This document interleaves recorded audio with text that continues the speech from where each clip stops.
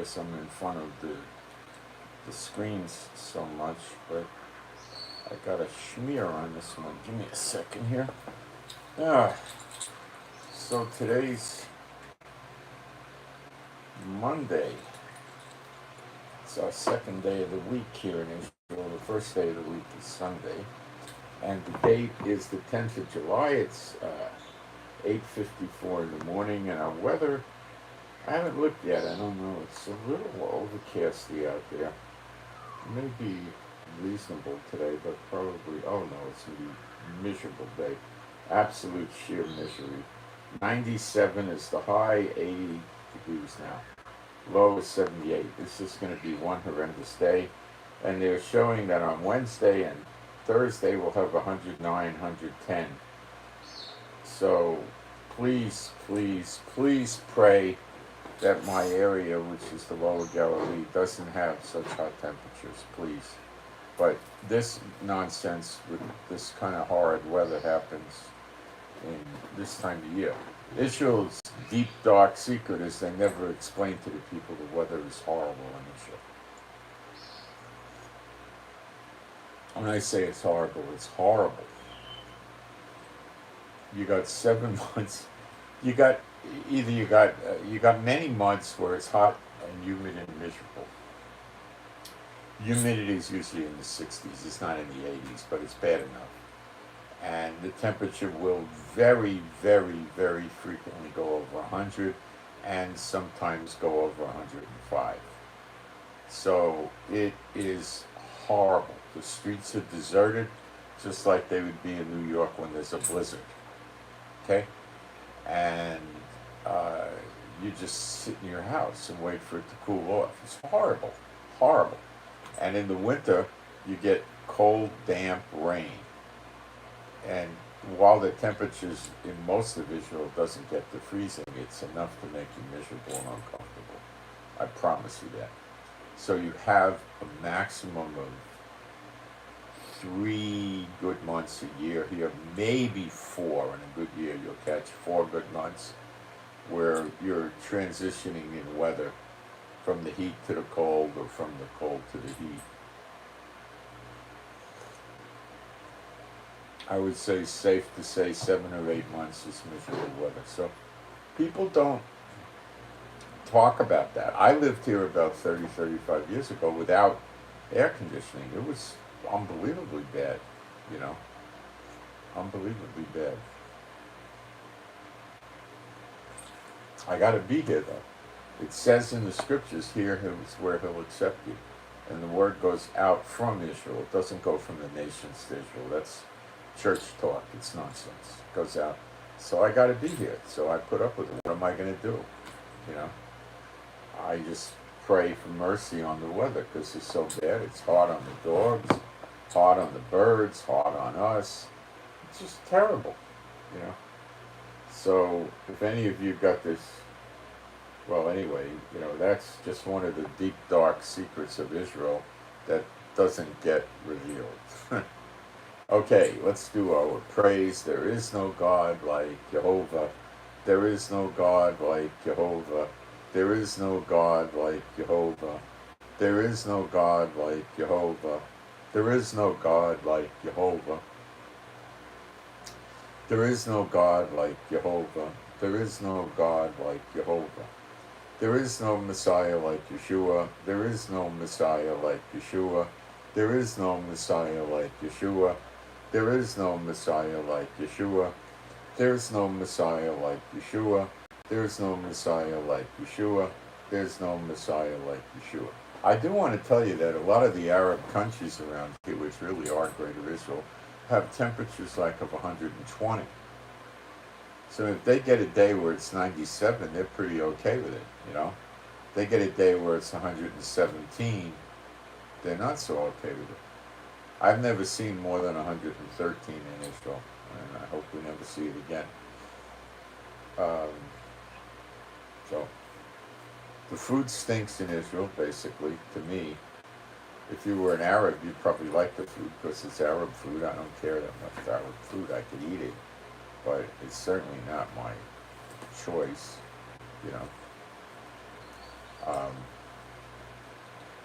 it's very difficult to get decent food, and the rabbis ruin the meat with their unbiblical practice of koshering to make money. The meat gets soaked in water, I think, twice, and salt, and it ruins the texture of the meat. It makes it tough, hard to chew, and it takes the flavor out of the meat. It basically makes the meat taste like crap.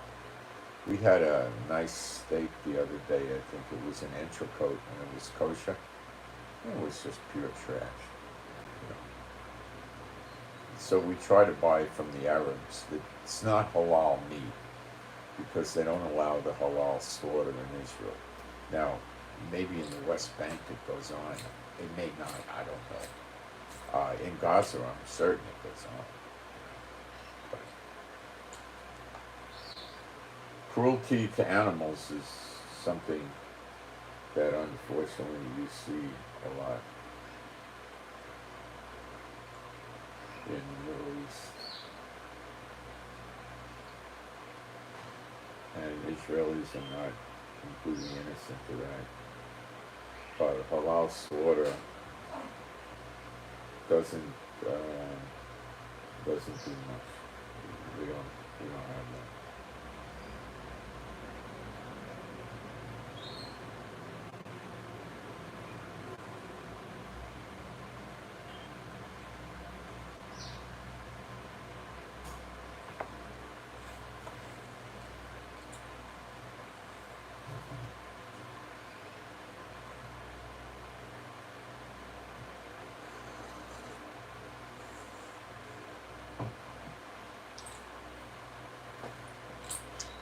Okay, let me go into the live stream chat. I said it a good way that time. See what's going on. Some people are coming in. Okay, let me go into. Oh, there's a little bit of noise from the fan because I need the fan, otherwise I'm roasting here. I did order the air conditioner for this room yesterday. So it's going to take 4 or 5 days. So I might get it on Thursday. I'll probably get it on Sunday or Monday next week. When I do get it, it's not plug and play. I got to have somebody come here and drill, and I got to have the lady that does the cleaning here coordinate with that, so it doesn't make a massive mess, because if they clean up, it's superficial at best. So I gotta have her come here at the same time. We'll coordinate them, but it'll get done. It's Israel. Things don't happen that quick. And getting a window unit air conditioner, I've never seen one in Israel yet. They have portable air conditioners. We bought some of those years ago. And one broke, I think, and we stopped using them. They can be made to work. You've got to have a vent. There's a hose, and you've got to have a vent for it. So the unit itself creates heat, and it's in the room. It's not outside the room.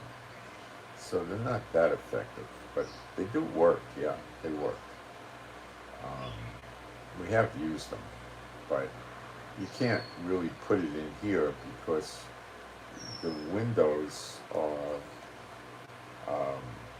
fold-out windows, where the whole half of the window opens up. I think you call it a casement window. And there's no way to put the hose in there. It's just one big piece of glass. And this doesn't lend itself. I'd have to try to get another piece of glass made with a hose hole in it. And that would be a problem in the winter because it would get the cold in, and then the air conditioning unit itself is sitting in the room making heat. And it's we bought 2 of them from somebody that was moving away from Israel, I think, and they sold them at a very cheap price. One broke and one still works, and they were anemic. I think they were 3/4 of a horsepower. And then we bought one retail at a decent price. I think it was on sale. and it was 1.25 horsepower, which is powerful, and that one really kind of works pretty good, but it's got its deficiencies, and they were, when they first came out, they were really popular here. Now you could use one outside, like if you were sitting on the patio and you really didn't care about running your air conditioning bill, you could put this thing and aim it to blow air, cold air, where you're seated, and you're going to get cold air. I don't know what it'll do to the air conditioner, probably not much of anything, but it'll work, you know. It may burn it out, I don't know, we don't really do it, because it's just not effective. We have a fan rigged up that has many little small droplets of water that it drops in front of the fan and blows it at you. That kind of works, but after a while you got a lot of moisture on you. Alright, I need to do a little bit of housekeeping here in the chat, not much. And it'll be quick, and then we'll get into, sorry to say, more war talk, but it's necessary because the wars are coming. This war brewing with Israel is not something that could happen next year type of thing. It's something that could happen this afternoon type thing. Okay, so it needs dealing with.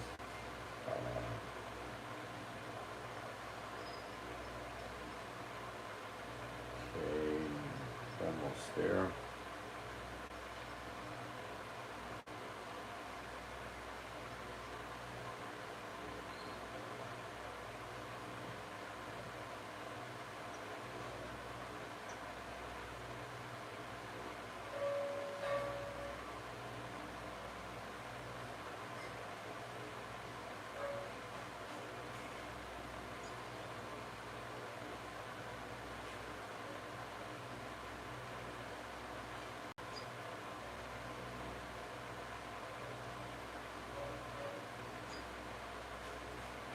Okay, I pinned my email address up in the chat. It's highlighted in yellow, and I put offering information for GoFundMe pinned up at the top of the chat.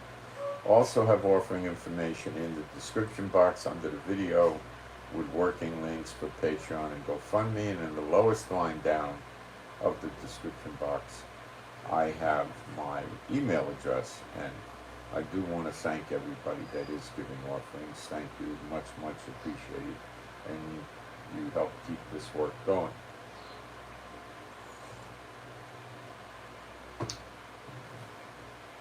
The website work is, most of the Bible studies are up. I'd say at least 90% of what's going to be up there, I guess, is up there. And now I'm having the webmaster put his energy into setting it up for video hosting, so I can make videos and put videos up there. And then the next phase is going to be putting news stories up there.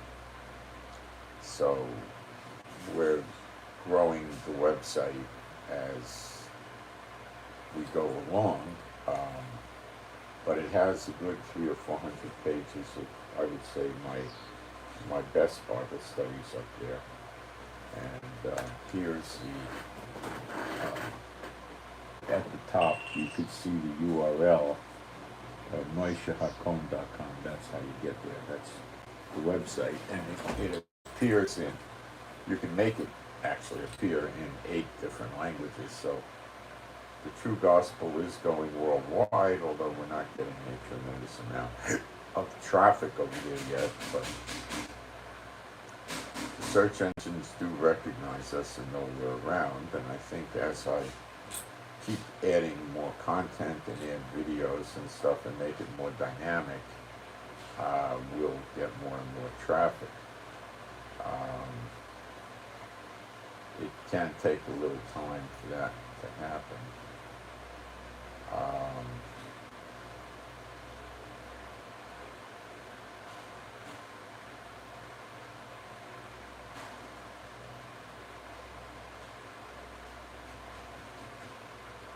That was the supermarket. They're coming later, and they had me make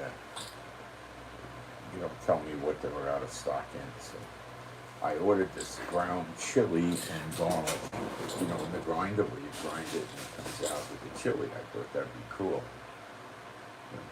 They write me back and said, no, they don't have that. They just want to send me the garlic. The grinder won't have that already. So I said no, and then I wanted to get this Brigioni water from the nation of Georgia, not the state of Georgia, the nation.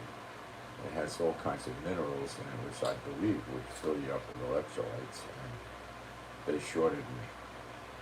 And if I try to buy 6 or 8 of these bottles at a time, they don't send me them. They only send me 3. So you can't stock up on them and they run out of stock. I stocked up on the Tabasco sauce that you would use to make a Bloody Mary. Of course it comes without alcohol. So I bought a bunch of bottles of it because they're out of it so much, and they actually delivered them to me. And the lady who cleans the house broke one bottle. Another bottle went bad because we didn't keep them in the refrigerator, and the rest of them we got. So I learned it has to be refrigerated. It's not terribly expensive stuff. And when they have the Mott's V8 juice, I try to buy 10 or 12 of those. And usually they don't send me that many, but they'll send me 4 or 5 or something.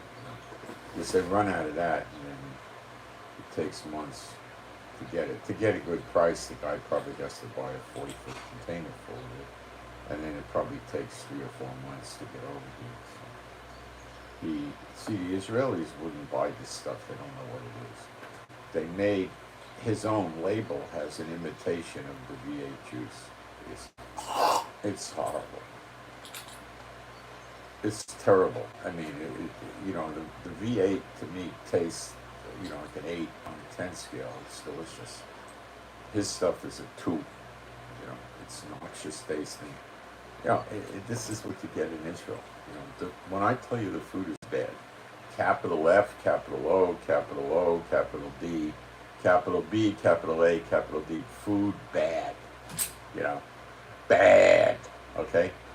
Unless you happen to like Arab food, which is a lot of hummus, a lot of tahini, which I could eat a limited amount. Pita bread, which I don't mind pita bread. I've lived here so long I could eat the stuff. But the problem is you buy the pita bread, you got to refrigerate it. So now you're eating cold bread, which after a couple of days gets hard. If you leave the bread out on the table, you got about 48 hours and it goes. It's not good. It starts getting spots on it. It doesn't taste right. So I buy this sweet challah rolls. The reason I use the bread is I like to take 2 tablespoons of olive oil every day. So I mix it with balsamic and I dip it in bread. And if you buy the pita bread, you're throwing bread away all the time because it doesn't last.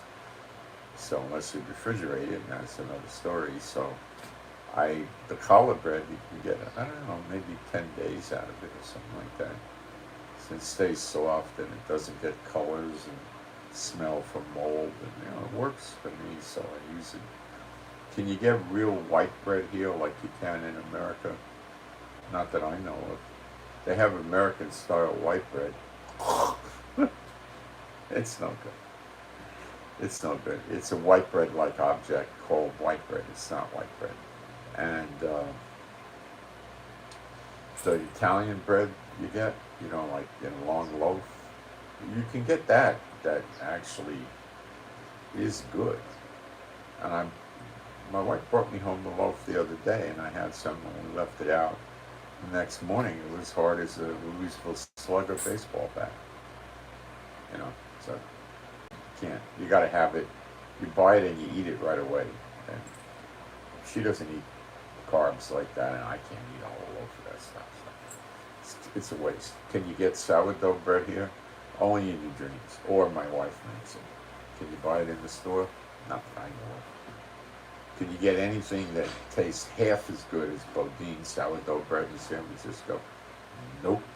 Can you get anything that tastes an eighth as good? Yeah, in other cities, I think. But it's, again, Bodine's like, let's say, a 9 on a 10 scale. The other stuff is a 2. It's crap, Can you get TV dinners in Israel? Only in your dreams. Can you get any really good frozen food here? Almost. Is the frozen pizza any good in Israel? Not unless you doctor it yourself.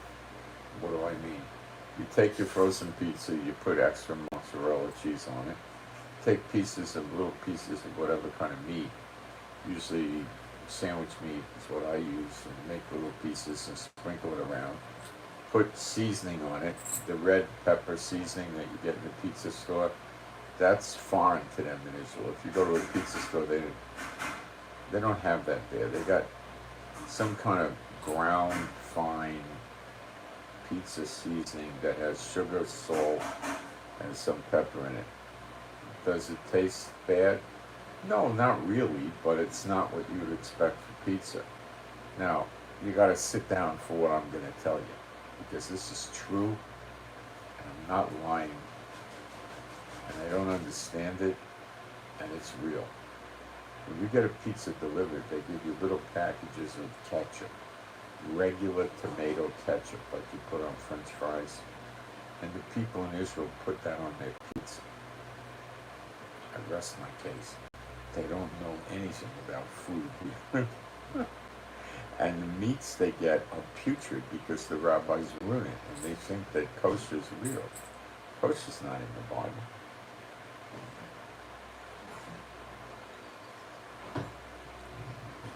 There's a salt covenant for the meat that you burn on the altar, but there's no salt covenant for the meat you eat in your house. Talk about how many people must be taking Lasix or something for high blood pressure here and water retention. My gosh, you're eating salt all over the place. It's horrible. So the Arabs don't have kosher meat, so it's substantially cheaper, good 15% anyway, if not more. And you don't have the salt in it, so it tastes like meat. So you could actually go and they'll cut you a T-bone. See, there's something wrong with the rabbis, and they think that meat, there's a kosher cut of meat and a non-kosher cut of meat. There's no such thing in the Bible. So I got that from my mother in the Bronx. So they think that making a T-bone steak is not kosher, or a ribeye, or entrecote with the bone, or New York strip. They make filet mignon, but when it's kosher, you're wasting your money. You're wasting your money on kosher meat because it's so unbelievably tough and tasteless. It's a joke.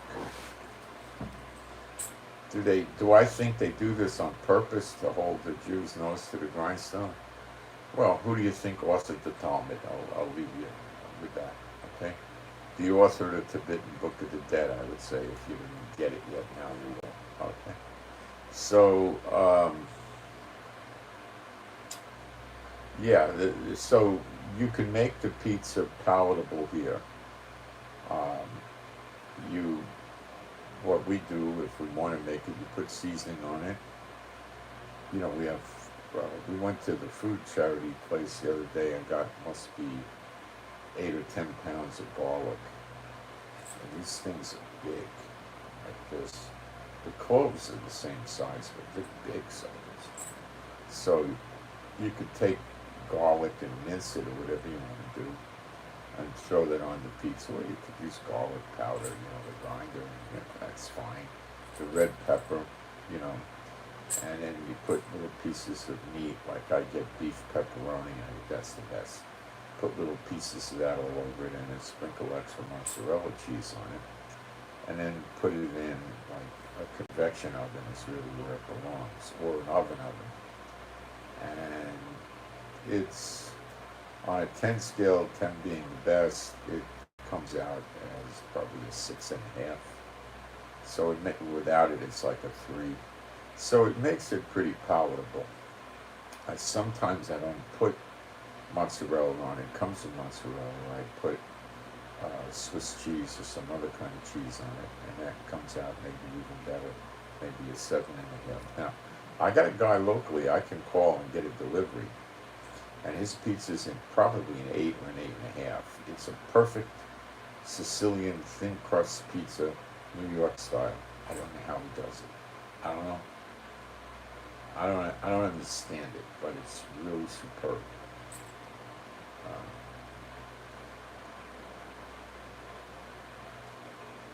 Okay, so what's going on? Going back maybe 3 or 4 weeks, there's an area of disputed territory on the border of Lebanon and Israel up in the north.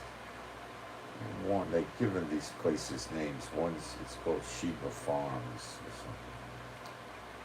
And the Hezbollah one day just went over the border into this Sheba Farms area in the Golan. Well, it's kind of not really the Golan Heights, but maybe it is. It's the border area between Lebanon and Hezbollah and Israel. And they put some tents there. These are not pup tents. It's a large tent, like you set up a command center in the military, right? So they set 2 tents up, okay? And they put, I think, 5 soldiers in each tent. And they were running observation posts inside Israel. So Israel protested and told them that they were going to forcibly remove them if they don't just pack up and leave. So, for some reason, unbeknownst to me, one of the 2 tents packed up and left with the 5 soldiers. Now, that could have been a command decision of the lieutenant, the captain, or the sergeant, or whoever it was. It might have been a colonel or a general, I don't know. Whoever was in charge of this little escapade pulled out. Maybe he didn't want to get detained, shot at, I don't know. Were they armed or unarmed? I have no knowledge. Probably armed, but I have no knowledge. The other tent remained with the soldiers in it, actively surveillance. Hezbollah said that they'll go to war if Israel removes the tent. Israel said they'll go to war. Now, what you have to understand is Israel knows more about fighting the Muslims in the form of the jihadist terrorist groups, which Hezbollah is. It's a recognized terrorist group, I believe. I think so, or at least by some countries. And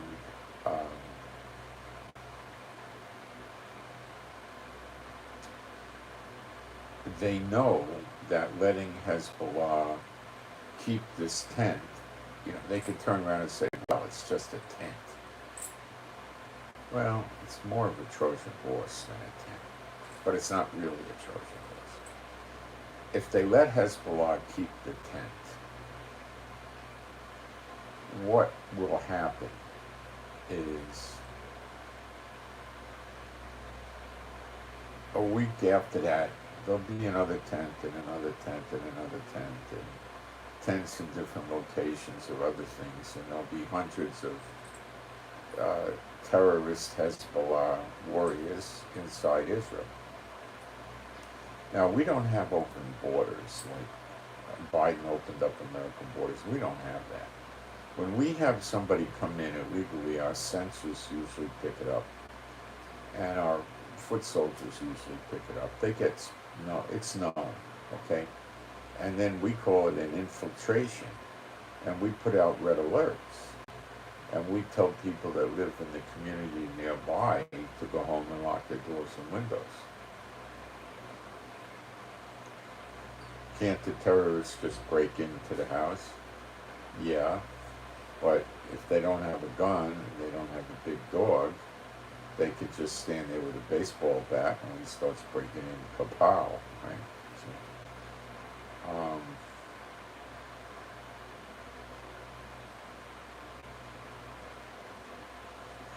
these soldiers then go out in large numbers and look for them. Drones are in the air, helicopters, reconnaissance, like little Piper Cub planes type things, single engine propeller planes.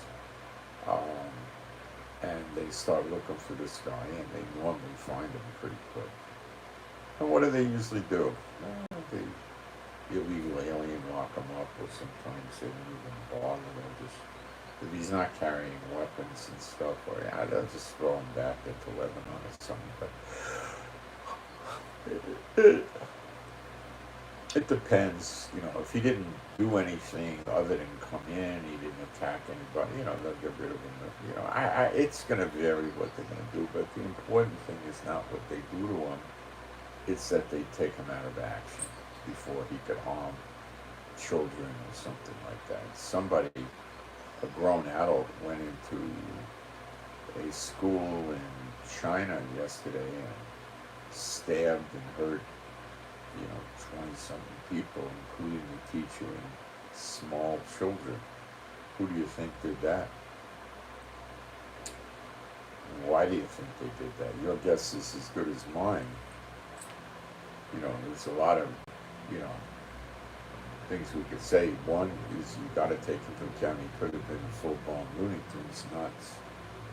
Two, he could have been some sort of terrorist trying to create a jihad thing, or who knows what he was up to. He could have been anti-government, I don't know. It'll come out, but it's not out yet. It was a horrific event,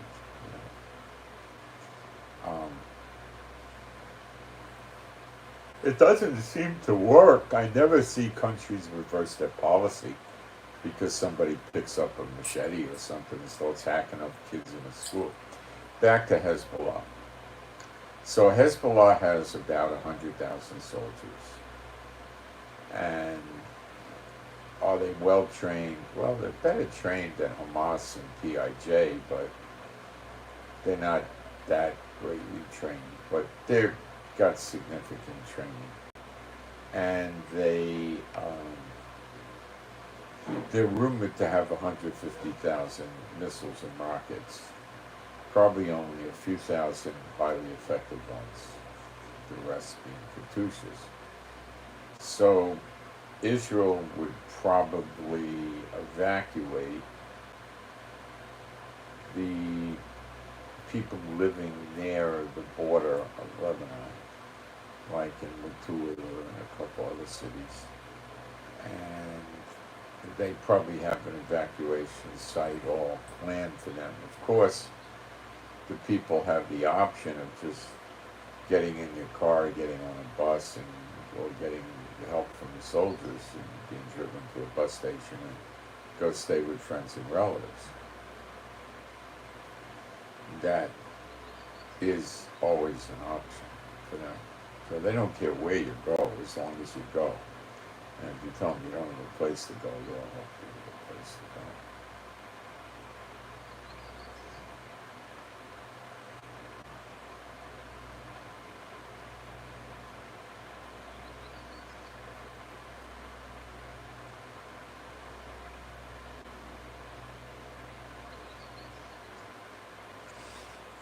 These are not large cities. Now, will they evacuate Nahariya?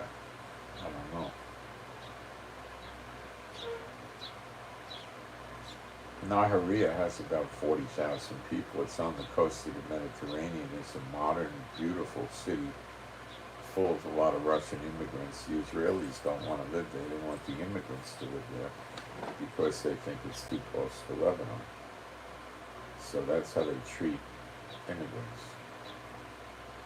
2/3, 1/3. Read it. Zechariah 13, verses 8 and 9. Read it. So, let me take a quick look at the map here.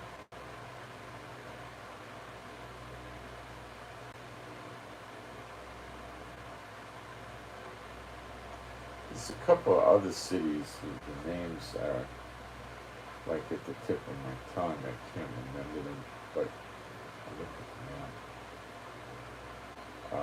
If the map is going to name the cities, which they're not, maybe this does. not focusing there. Maybe if I expand it a little bit.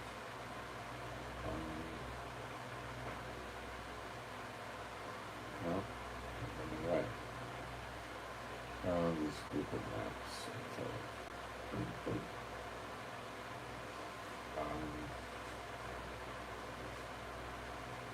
Let me try map North Israel.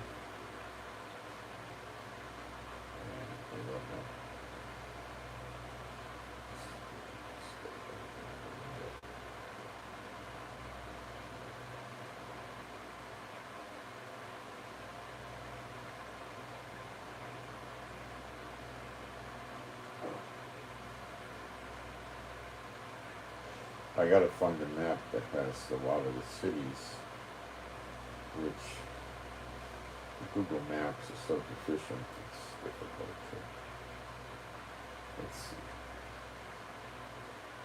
They have Naharia, which is pretty close, but I'm not so sure if they're gonna evacuate Naharia. There's a better map. I want to see if it focuses. You gotta wait for the maps to load. There it is. Let's see if we can expand it without it closing. Not really, but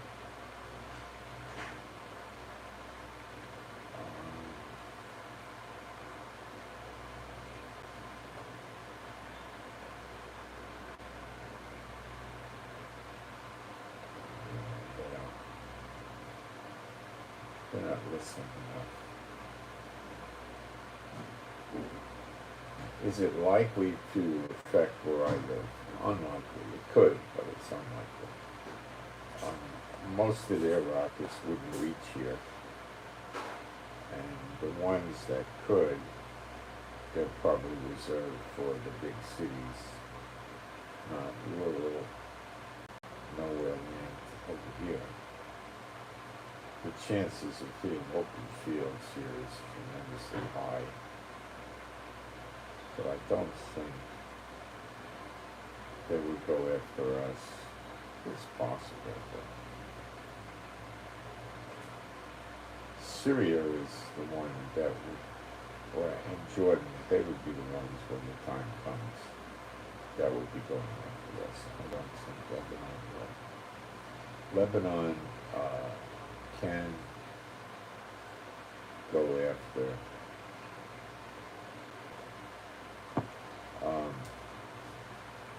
Haifa, Tel Aviv, Jerusalem, if they've got these good missiles that they say they do. I don't know if they really have.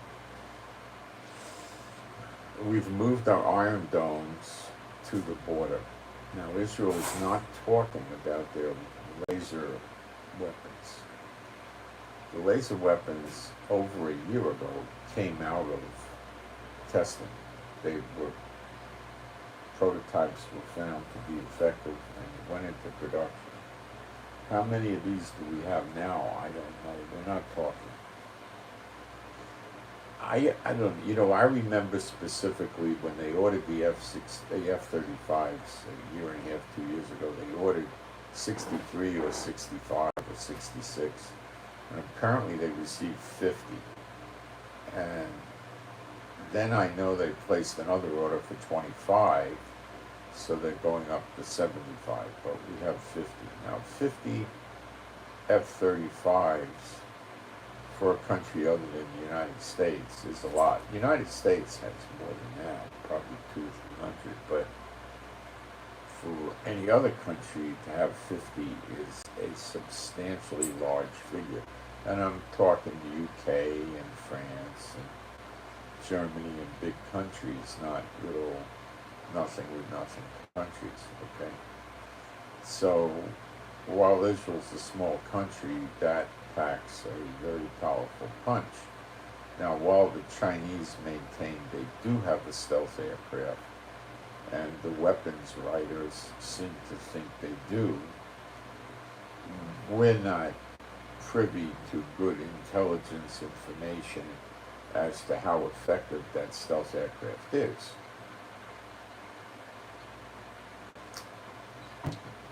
I'm sure the generals of the major countries around the world know. But I am not sure that my hunch is not good. Russia, I don't think, is known to have any decent stealth aircraft or effective stealth aircraft. The Arab countries certainly don't. So we can attack the Arab countries with our F-35s if need be, and get in and get out. What they'll do with Lebanon is we've already got our Iron Domes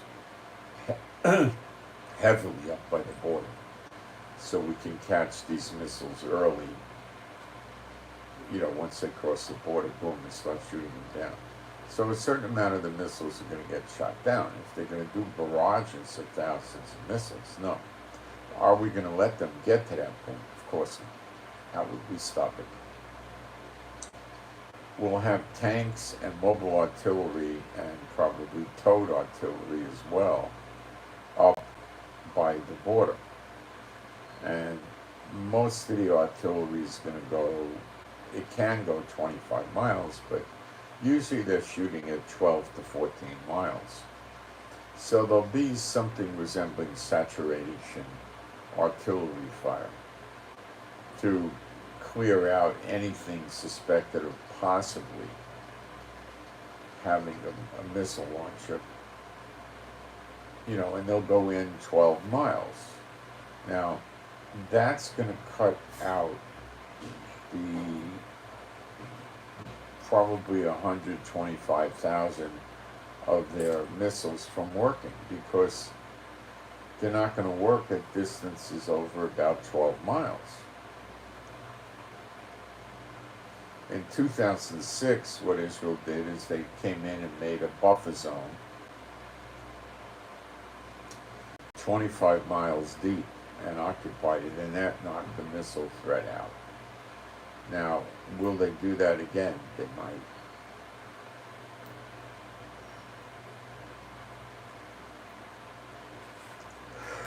How does that work? You occupy the 25-mile strip, and you make sure there's no weapons in there. Now, what Netanyahu, I believe, was involved in the government back then, what he did not do is he did not go and demilitarize Lebanon. He did not stay there. Had he stayed in this 25-mile zone, we wouldn't be in this mess today, and we wouldn't be intimidated by them. We could have just stayed there. It's our land anyway. According to the land covenant in Genesis 15, it's a covenant that the Lord made with Abraham and his seed, not seeds of many, but seed of one, which is Christ. So the promise is made to Abraham and Yeshua, and it applies to all those in Yeshua, native-born Israel or not. All Israel shall be saved. Go find me, the scripture says all the church shall be saved. I'd love to find it. It's not there. So, what's going on?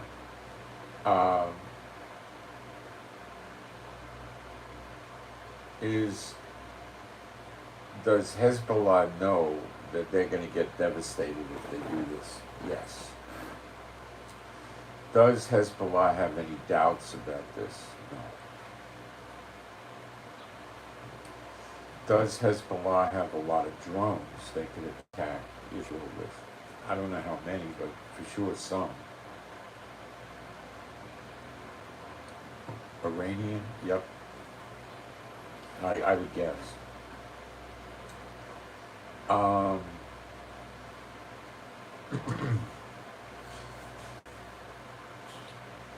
Will they take a chance and shoot into Jerusalem knowing they could hit the Dome of the Rock and the Al-Aqsa Mosque? Most of the time they don't do that, but they might.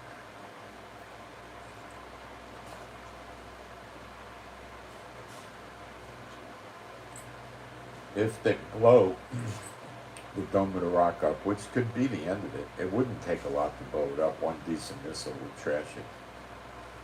um, if they blew it up, would Israel let them rebuild it? Oh, Netanyahu would not only let them rebuild it, he'd give them money and help them rebuild it. That piece of garbage and his rotten cabinet had a meeting yesterday, and they decided that it's in their best interest to shore up the Palestinian Authority and keep them from collapsing.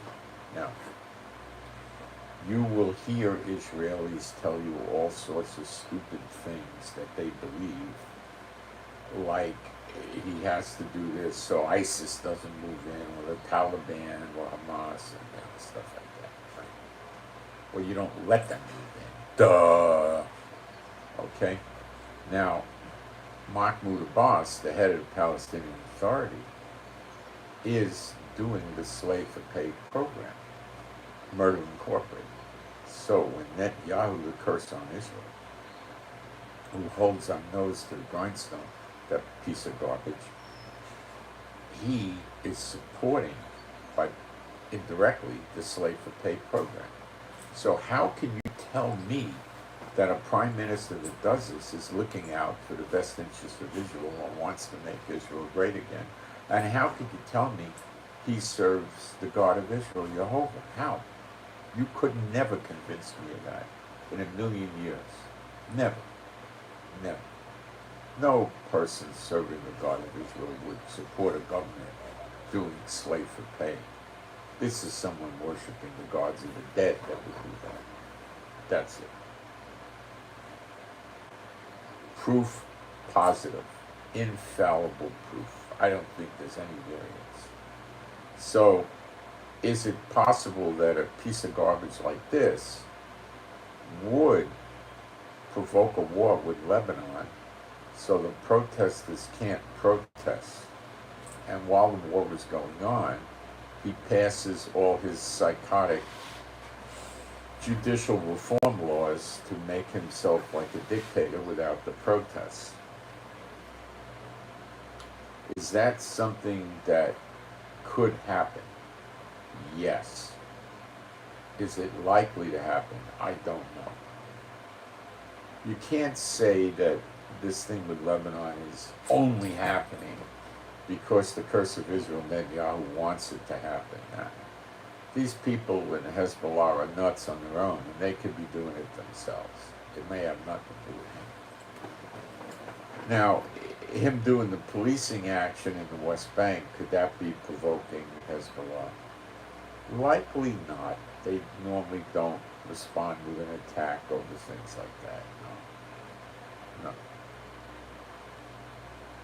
They are saying that if they get into a war with us, they're going to get Hamas into the fight. Well, that's an expected scenario.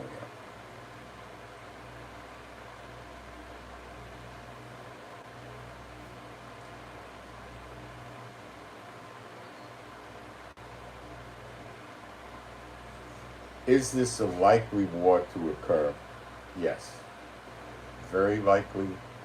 Yeah. 100% chance? No. No. Very, very high probability. Why? Hezbollah stupidly painted themselves into a corner. They said they'll go to war over this outpost if Israel removes it forcibly. They know Israel can do it. I mean, 5 guys in a tent that take a few minutes.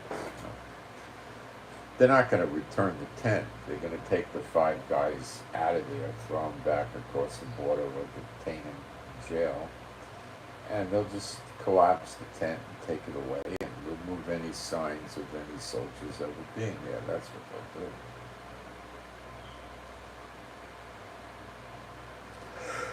Takes a few minutes. UNIFIL, which is part of, let's look up what UNIFIL actually literally is. It appears to be part of the United Nations, which is not a real great organization these days. Maybe at one time it had its place, but it certainly is quite weak and ineffective these days. It's their attempt at a one world order, and it's failed. It's miserably failed. Okay. See, there's only 15 people in the chat. See, I'm shadow banning. They don't want the video getting out. Okay, let's look at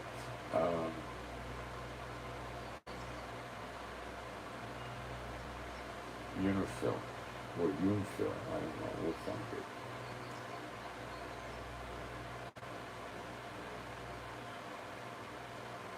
I think it's UNFIL. Let's see how that works. Oh, gosh, this stupid artificial intelligence they use. Put it in the search for unfiltered.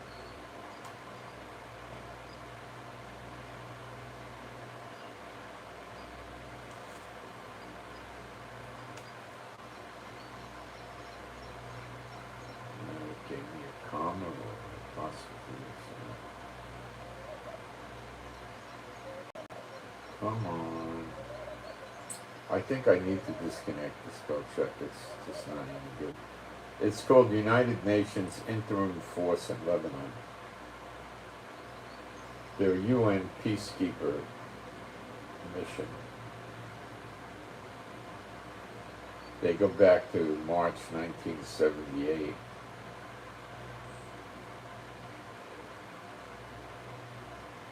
They're there to make sure Israel does not fulfill Bible prophecy and stays withdrawn from Lebanon. That's what the UN is there for. To serve the gods of the dead.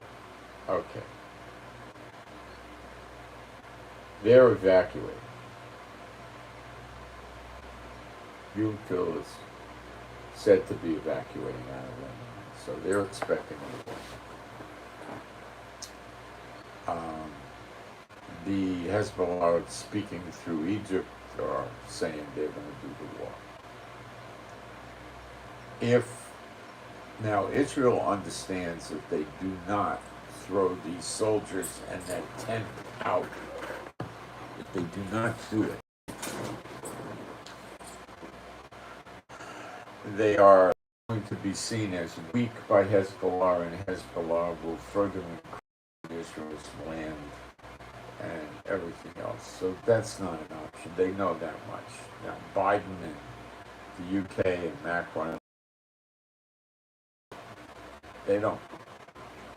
Well, they don't put it in practice, but they should. So Israel is definitely going to remove the soldiers and wait and see what Hezbollah does. Now that gives Israel a very strong advantage because they're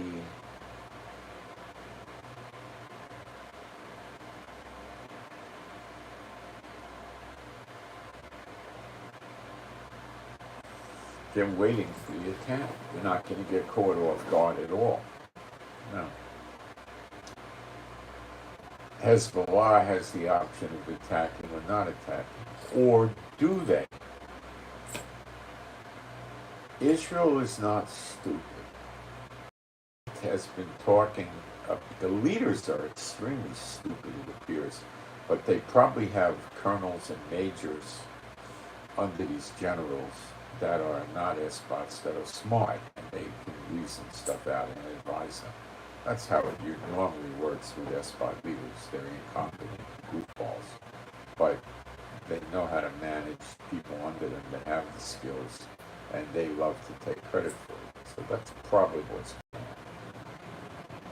on. So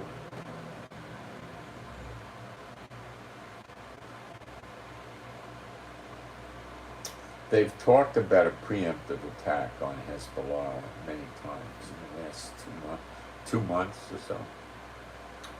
What would a preemptive attack do? It would reduce the casualties tremendously.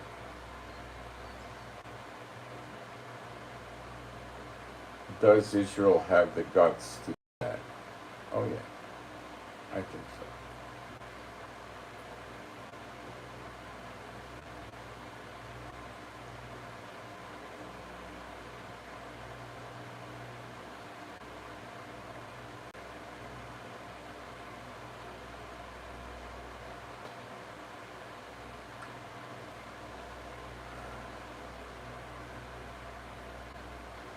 So how does Israel cover their derriere with a preemptive attack? Well, they have to see missile movements and troop movements and things like that, and then they say, okay, we need to do a preemptive attack. And that's how I think this will play out. They're not going to necessarily just sit there and wait. They might do a preemptive attack before they even remove the tent. The tent's irrelevant, really. It's just political. And if they leave the tent up, they might keep Hezbollah from thinking a preemptive attack is coming. The idea of the preemptive attack is to knock out as many as those missile systems as they can, the launchers.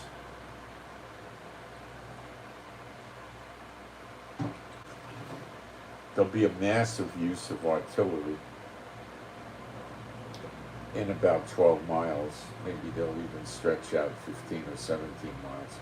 And then there's going to be a lot of missiles and rockets fired from aircraft and bombs from aircraft going in. And they'll try to knock out the missile launches of the more sophisticated missiles that could be placed farther inland and knock them out.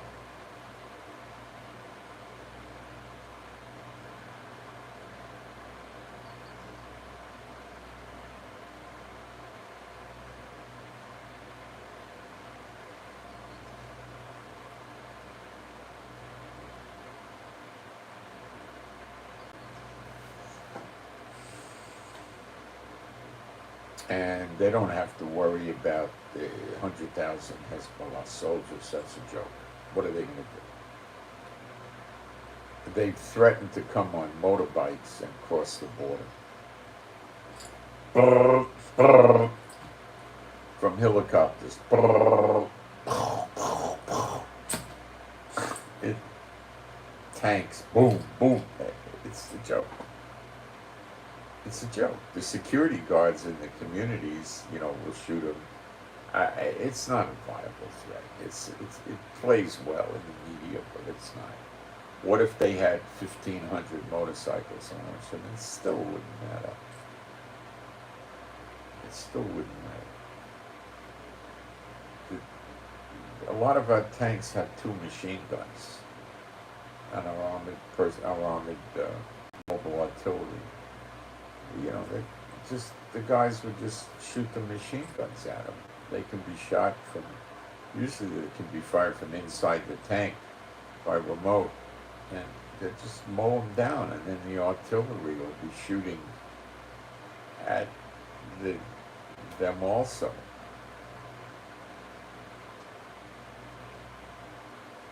I mean, if they really did it, and they got close, and we'd start deploying drones on them. And then we'd start bombing them. And if it really got to it, we would just deploy soldiers. And they just basically lay down in a prone position or get behind a strong barrier, rocks or walls. And they would use telescopic scopes and just start picking them off the bikes. If they got close, 200 feet from the soldiers, they would mow them down with their guns. So that's not something to worry about. The Air Force would be futile with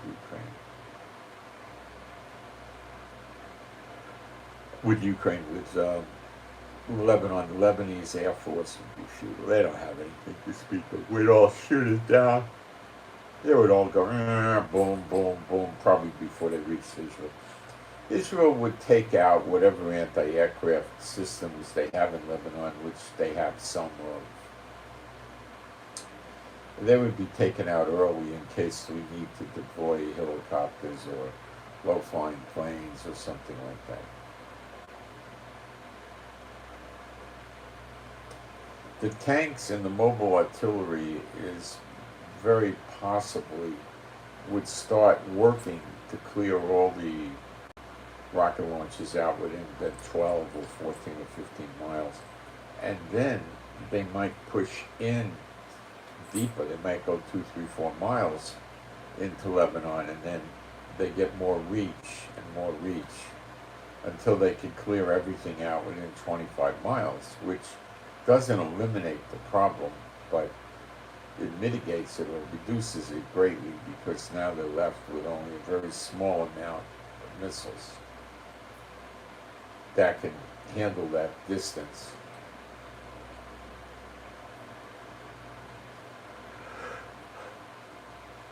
It's still probably in the hundreds, so it's dangerous. So can they even go push them back 30, 40 miles? Well, I think once they hit 40 miles, the threats of the missiles is minimal, if any. They don't have to occupy. All we got to do is wipe out all their missile launchers in there. That's an operation that's probably going to take a week, maybe 10 or 12 days. It's not a quickie.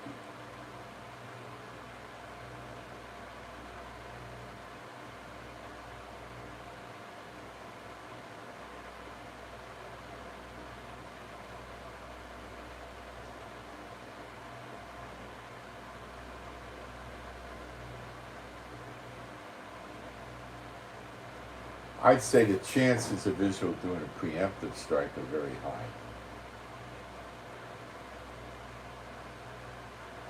Preemptive strike could come in a disguised format. We send, 60 or 70 soldiers to dismantle the tent and take the 5 soldiers into custody. And then we see signs of aggression from them, and boom, we open the war up. But I think Israel's going to get the drop and go after the first strike here, because it's so important to stop the harm to the big cities. What happens if they actually do start dropping many missiles into Tel Aviv and Haifa? Like, for instance, hitting high-rises in Tel Aviv that are 30, 40 stories high and destroying the building, wiping out 40 people or 30 people. What happens? Well, Israel's then going to go on the mad warpath of attempting to stop them very quickly, which could mean using weapons that we haven't used before. Missiles, surface-to-surface missiles. And we might use cluster bombs, we might use chemical, biological warheads, although I don't think we'll use chemical and biological.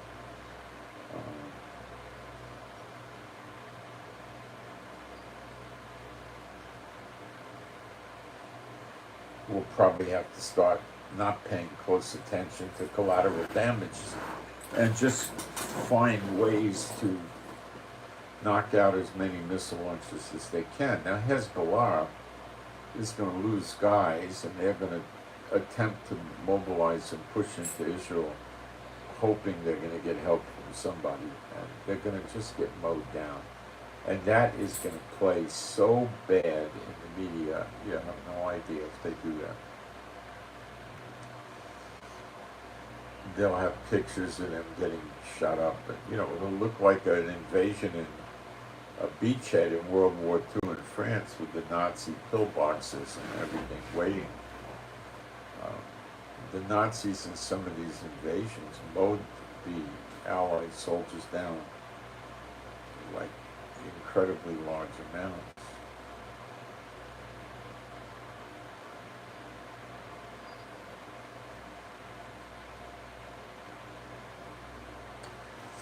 The Allies knew they were going to take losses, and they pushed ahead anyway because they had to get into these, do these landings to end the war. And then the Nazis had these pillbox troops, and they kept the American troops pinned down on the beachhead in some cases for a long time, picking them off.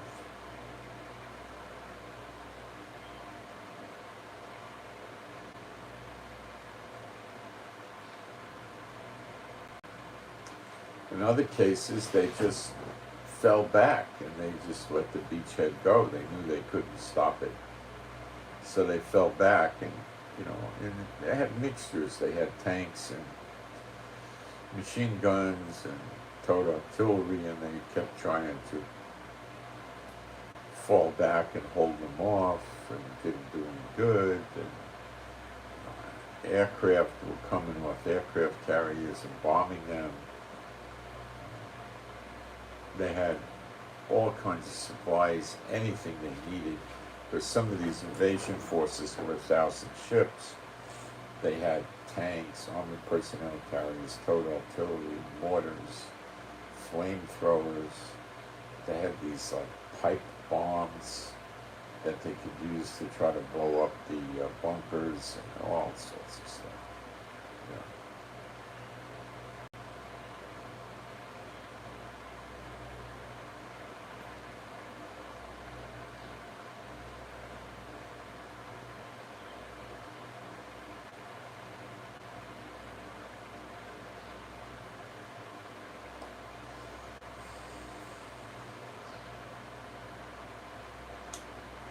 This could happen today. Hamas will join in. Could this be the end of this democracy in Israel? It might be. If Netanyahu starts pushing emergency sessions of the Knesset. Now remember that if there's missiles flying, the protesters are not safe going out there and protesting, and the Knesset's not safe meeting. So it might be a little far-fetched for Netanyahu to be able to do this. It may not work. They may not play ball with him, or they might. I'd give it a 50-50. I don't know what they're going to do. They could possibly say they want to set up an alternative meeting in a bunker someplace. I've never heard of that. Normally they just suspend meeting and wait till it's over. So the chances of Netanyahu actually doing this to not have protesters protesting during this passing of the legislation, I don't think that's what he's trying to do. Could be he's trying to get his popularity up.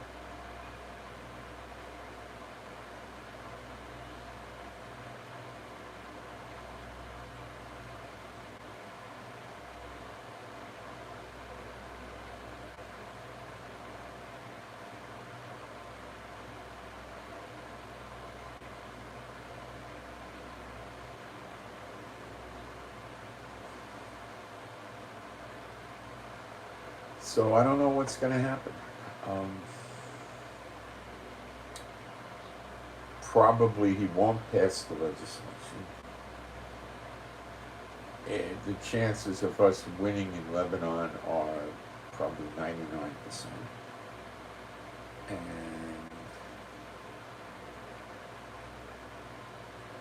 taking damage to Tel Aviv and Haifa may be a risk that they're willing to take now, because they have these laser weapons and they might be introducing them to the public this way. Of course, you got to remember, the only way they're going to sell hundreds of these laser weapons at crazy prices is if it's been shown to be proven in battle.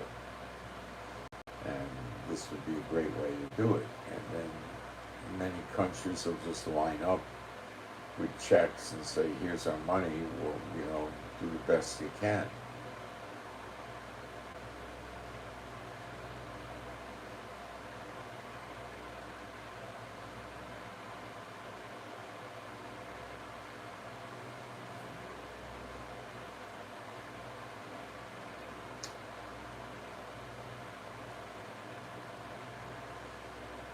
They'll just line up and put their money down and say, we want as quick a delivery as we can get. The laser weapon takes up to 8 seconds to take out a missile that's in the high side. These little junky missiles, probably 3 or 4 seconds. And so they could take out many per minute. And they don't run out of ammo. And they cost about $1 US for electricity per shot. So that could be what they're going to pull out of the hat.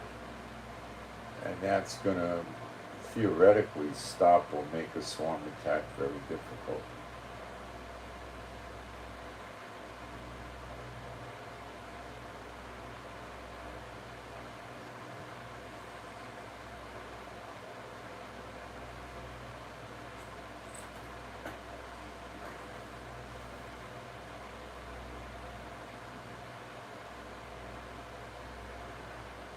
All we can do is wait and see what happens. But right now, it looks like there's at least a 90% chance of war coming. Hezbollah says that we're not taking the tent out. Israel says you're not keeping it. And then Hezbollah is saying, well, you take it away, we'll have a war.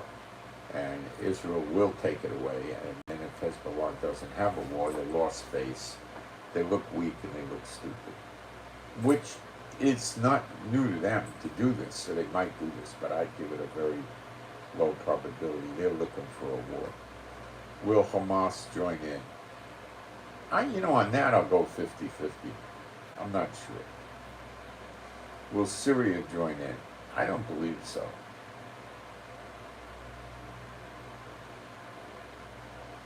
Will Russia join in? No. Will Iran join in? Well, yeah, kind of, but how? What are they going to do?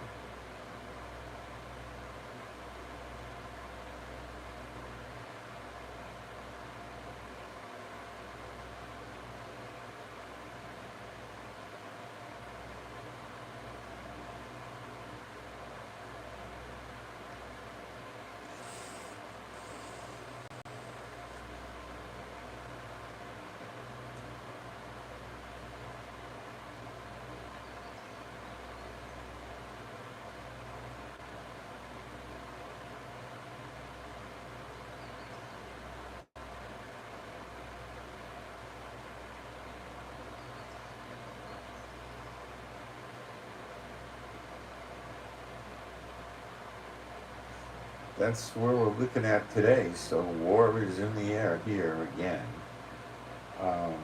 Would it be likely for the nations to join in with Hezbollah and Hamas and Gaza? Nah.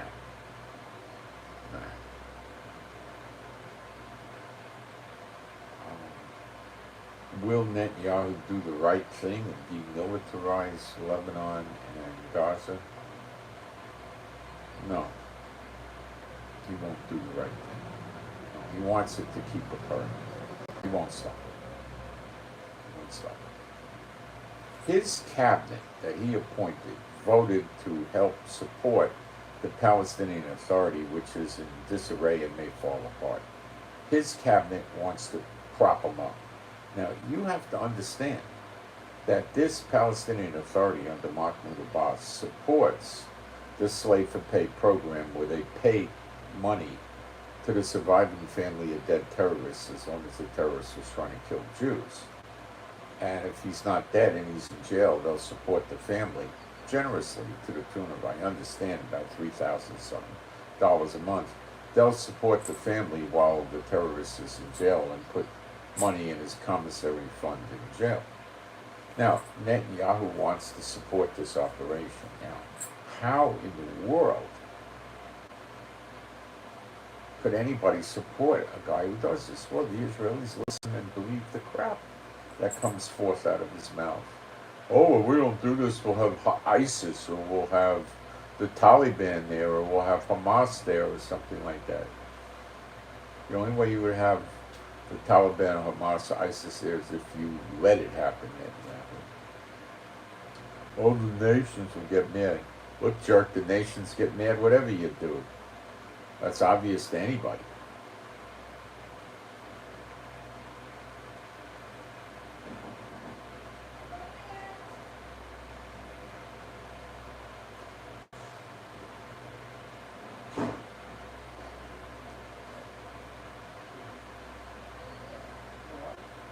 house. The guy that's working on the house just came. So,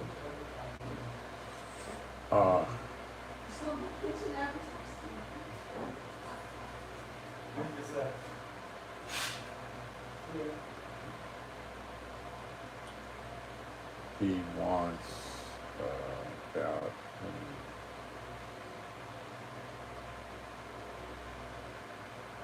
about $250 to install the air conditioning. I think, let me run the math on this here. So I may just have to do it instead of having to fish for somebody else. Because I know he's good. What happened here? I download a calculator and they show me ads on the calculator. That's sick, isn't it? Okay.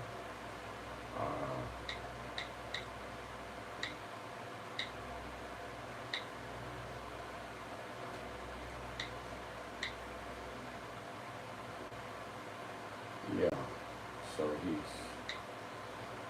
and I spent 1,000 shekels in the air conditioning.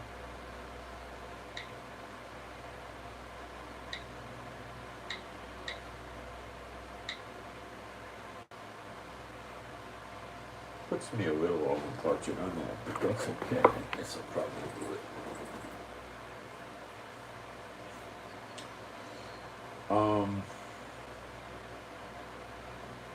So, is there a chance that we're going to lose over this war? I don't think so. I don't think it's realistic to think that.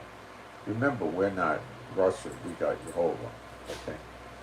Is this going to bring on the tribulation? No, not even close. That's a ridiculous thing to even think about. Forget that. Could this bring the two witnesses on? It might. How would that work? Well, I don't know that it will, but how would it work? Well, let's say they do some really major damage in Tel Aviv and Jerusalem and Haifa and places like that. Well, then Israel's going to be very upset. Then at the same time, Netanyahu tries to do judicial reform and be a dictator. Oh my gosh. Netanyahu's not going to leave unless he goes out in chains or they drag him out. You think Netanyahu's just going to go walk away?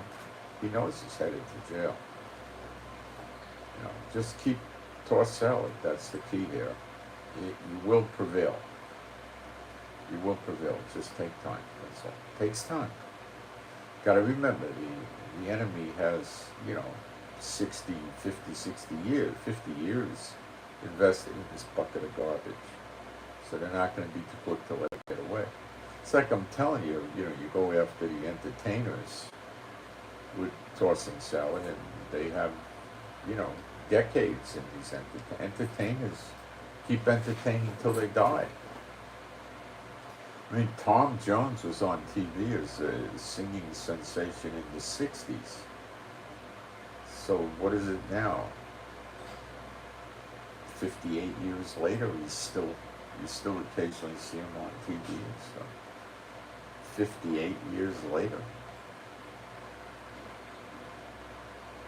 That's longer than golfers. I don't even think golfers go that long. They usually don't retire. Basketball, football, hockey, soccer, boxing, tennis, they retire. Golf, they go forever, long time. Entertainers, they go till they're dead, they go close to it, or they can't get up on the stage anymore.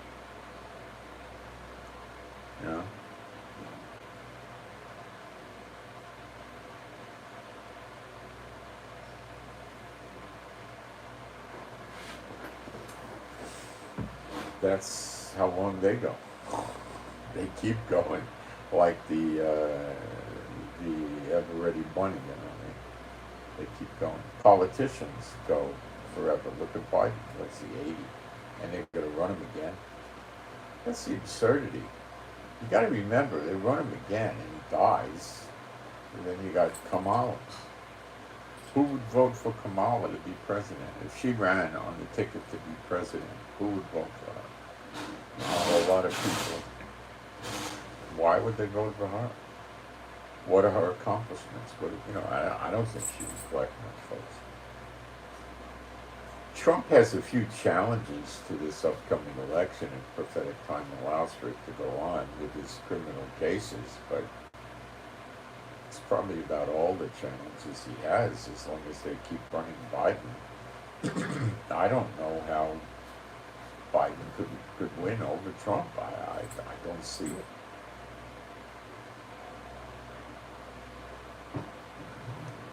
I don't think Biden could handle a debate with Trump. I don't think he could survive it. Politically survive it. I don't see it. Russia-Ukraine fight is pretty much the same. The NATO countries are making commitments to keep supporting Ukraine. They asked Biden why you sent the cluster bomb artillery shells over there, and he said, we're running out of ammunition.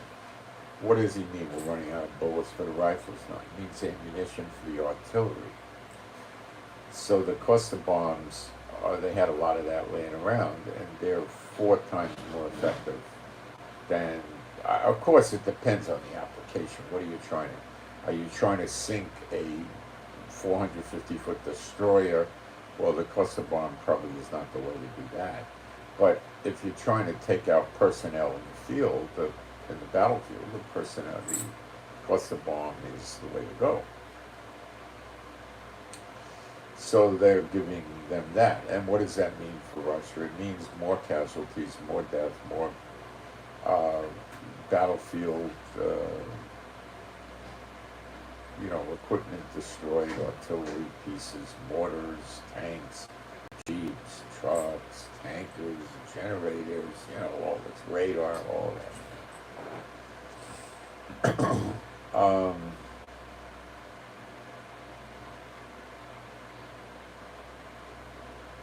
What's Russia going to do about it? Well, probably shoot more cluster ammunition back at Ukraine. That's all I think they're going to do about it. Are they going to declare war on NATO over this? No, I don't think so. Biden says Ukraine's not ready to join NATO. Well, there's a few reasons he's saying that. One is they're not ready. Because they need to have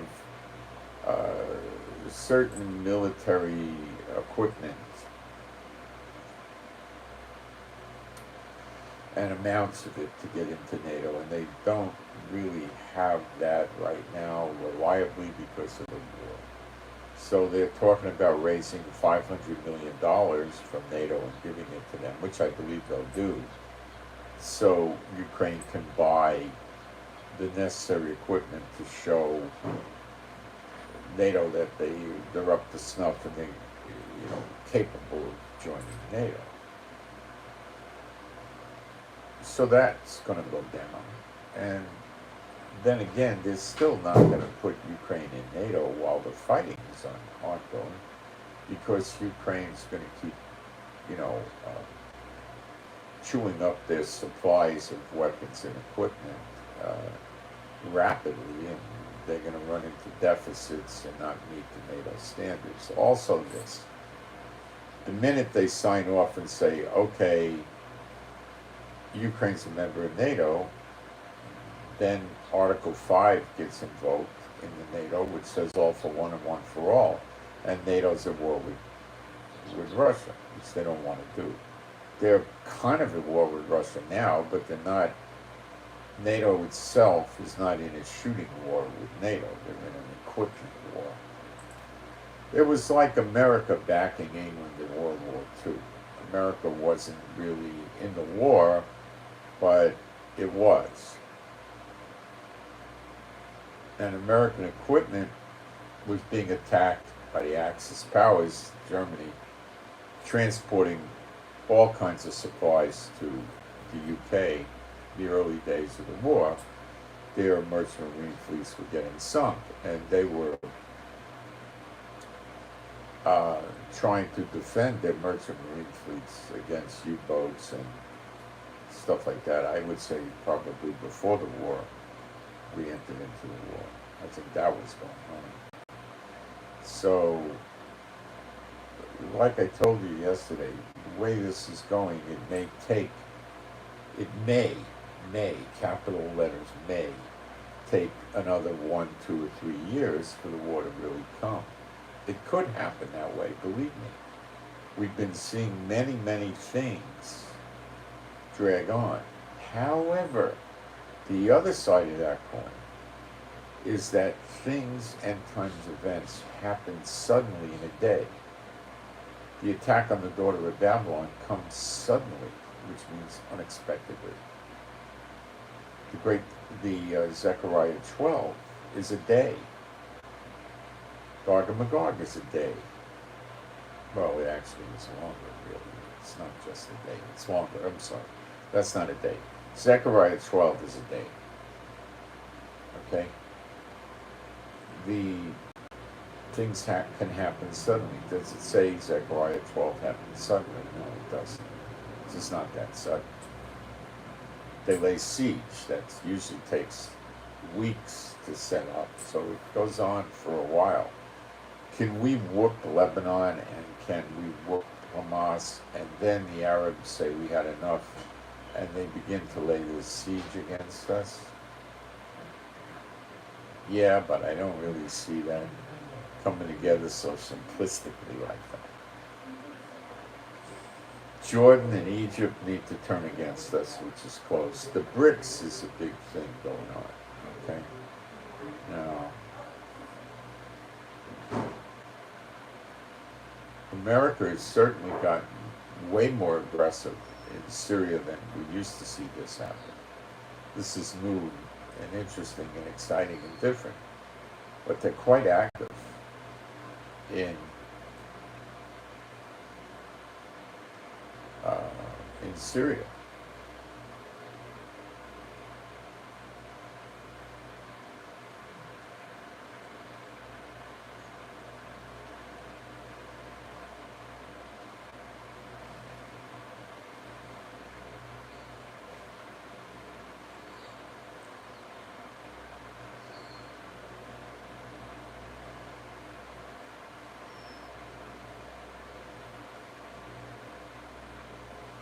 And what the heck are they doing in Syria? Who invited them? By what legal international law are they allowed to be in Syria? None. They're breaking international law. The hammer of the whole earth, the great voice, they're breaking the law. Russia's harassing them in Syria. I mean, is Russia fooling us all, and they're stronger and mightier than we think, and they're going to take on NATO? I don't think so. I don't think so. They send their Navy fleet over to near Japan to show support for China. China probably greatly appreciates them because the Navy is what they're looking for.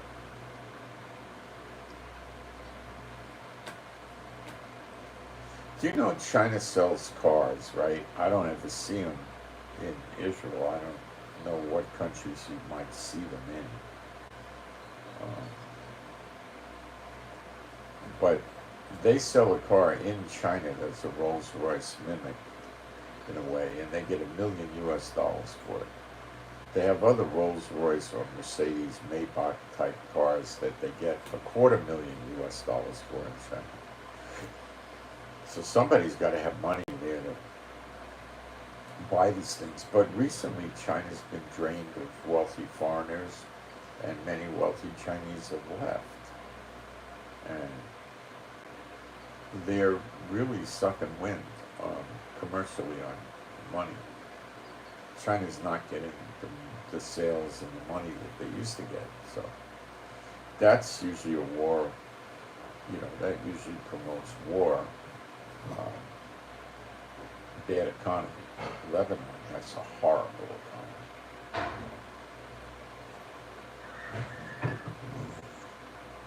Now we're seeing Turkey all of a sudden want to be friends with NATO type countries. They're turning on Russia. They're helping Ukraine against Russia. Russia doesn't know what to make of this. And they want to join the European Union. They're saying, oh, we'll let Sweden in. Sweden could, come into NATO. They're saying they'll let Ukraine into NATO. They'll let anybody into NATO. Israel's mad at Ukraine. 90% of the time, Ukraine votes against Israel in the UN. So Zelensky apparently is another self-hating Jew.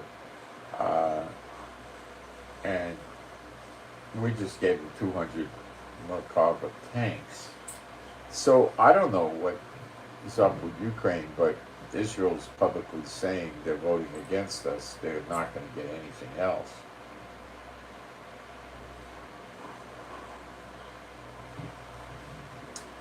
The problem Israel has is there's one member of the Security Council, a permanent member of the United States, that tends to hang in there always and vote to stop problems for them. If the United States decides to not do that anymore for any reason,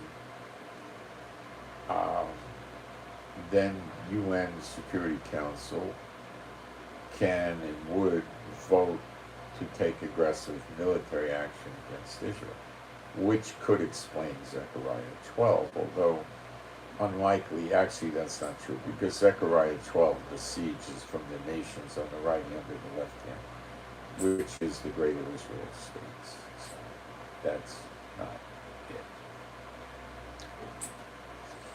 The fulfillment of Jeremiah 30, verse 11, annihilating, where the Lord says he will annihilate the nations that he scattered the Jews into. And the reason is because of the way he treated them.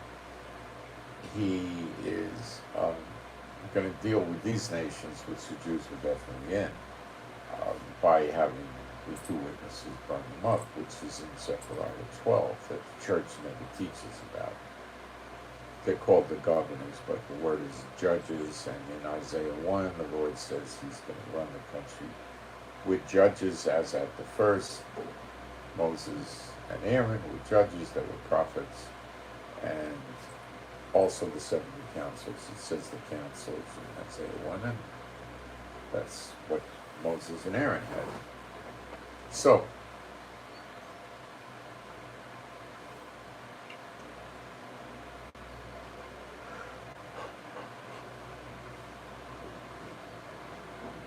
counselors will hear judges and will act like dispute arbitrators, settle problems. Well, his cow came over and knocked my fence over.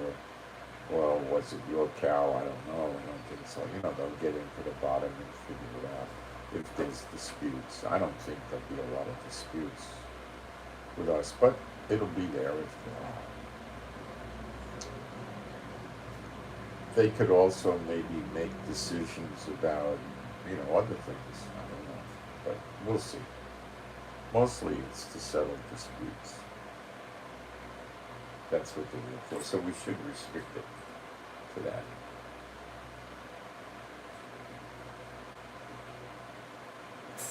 Probably, decide on punishments, judgments for those that break the law. But I think that there's not going to be very many doing that once the 2/3 are removed. So Turkey is turning against Russia with the Black Sea, threatening to not let Russia harm others based on the grain deal and all that being broken and all this stuff. So he wants his F-16s from America, and what he wants to do is he wants to join the European Union. Now this could be a real Trojan horse, because if they get Erdogan in the EU, that means if you have a Turkish citizenship identity card, you can go live anywhere in the EU you want to live. and work and buy a house and rent a house and buy a car and get a bank account, whatever you want. So you could go to Italy, you could go to Germany, France. You can't go to England anymore. You could go to any of the European Union countries and just live. So he's got Muslim refugees there, millions, that he could document and ship them off to European Union. He could send sleepers there, Muslim, terrorists in Turkey, that have military training. And the European Union has to take them. It's not that they sneak in on a boat and ask for asylum. That doesn't happen. They walk right up to a border checkpoint and they say, "How you doing? I'm coming here. I'm a member of the EU. Here's my ID card." The Turkish ID cards will say EU on them. They'll redo them. And they scan them and go through whatever security protocol to make sure the thing is a real ID card and it's this character's ID card, and then they let them in. There's nothing to talk about unless maybe they find contraband on them, like a machine gun or heroin or counterfeit money or something like that. But we could assume that's not going to happen, and they get in. Then Erdogan could control 1 or 2 million immigrants that are really jihadists that are living in European Union countries. See, Erdogan wants to be the head of the Caliphate, which is the Muslim nation of 53 or 56 countries that's run by one leader called the Caliph, that's half political and half religious.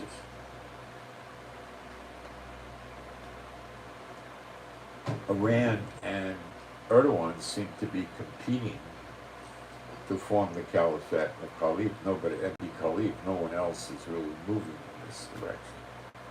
Nobody. Except these two characters. The chances of Iran getting it are pretty dismal because Iran's not Arab. They're Iranian. They're not the same thing as the Arabs, so it's unlikely it'll ever go to Iran. But they did have the Iranian Empire at one time, Persian Empire. So this is going on.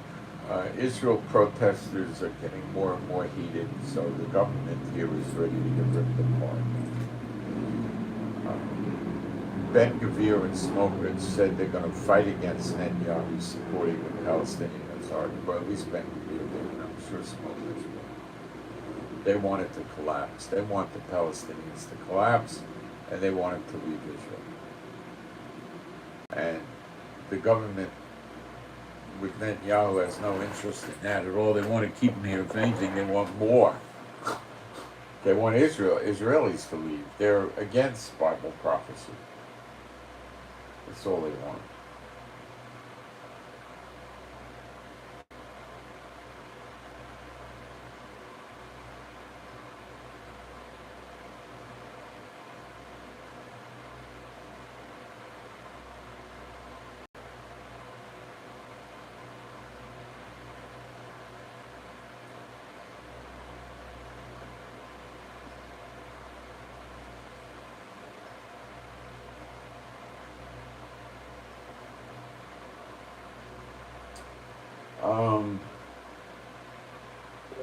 Let's see what else is going on here.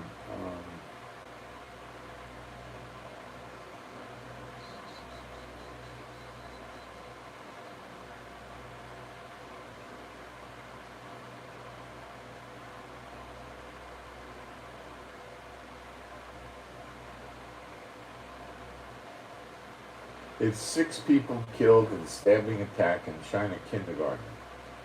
A 25-year-old assailant was arrested, and they're not publishing any information about who, what, where, when, why, how, or anything about this guy. We'll find out. Far-right ministers vow to oppose measures aimed at shoring up Palestinian authority. Smotrich rules out financial concessions to the Palestinian Authority.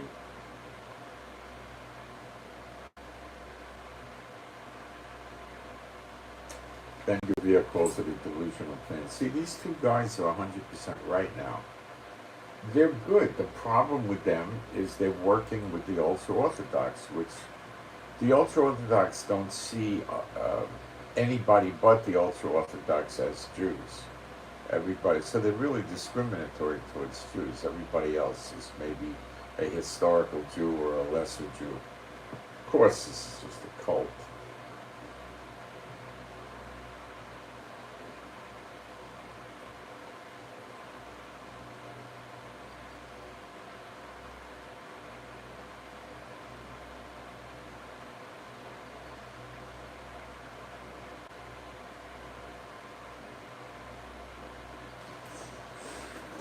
The IDF chief head Levi is saying that the reservists don't have the right to refuse to show up for duty because they don't like the laws Netanyahu is passing, and they're calling Netanyahu a dictator if he does this.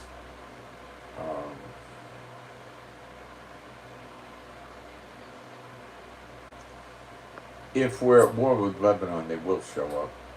If we're not at war with somebody, they won't show up. And there's other key people, intelligence people and others that are not going to show up. And the guy, there's a guy named Big. That's a stupid way to say it. There's a guy, he has an Israeli name, he's Israeli. He owns a company called Big, which controls malls, owns strip malls and enclosed malls in Israel. And he said he's going to shut his malls down on strike if Netanyahu passes these laws. So other people are going to go on strike too.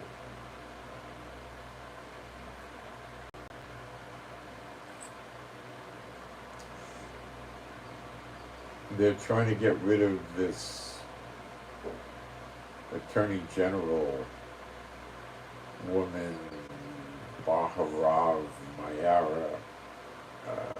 They want to fire her. I believe they can fire her, but they're afraid to do it, and she's really afraid to attack them. So they're both of them are at a stalemate. Swarm of locusts hits Utah so large it's captured on weather radar. A biblical swarm of locusts. Well, we've seen locusts come for many, many, many, many years.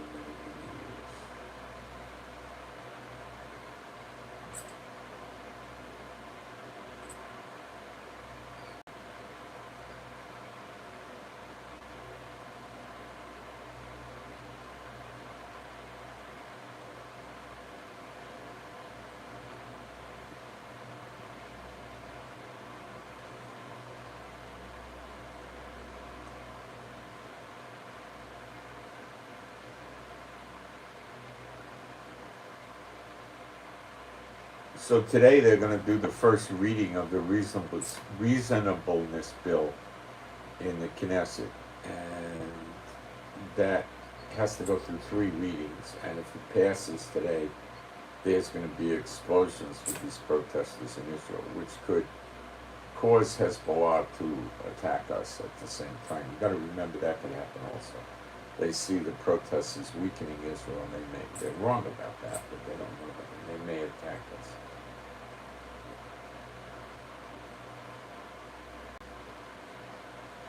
Ben-Gvir and Smotrich are overall good for Israel. The problem is they've unified in this coalition with the United Torah Judaism, which is an absurd bunch of people to sit with in a government.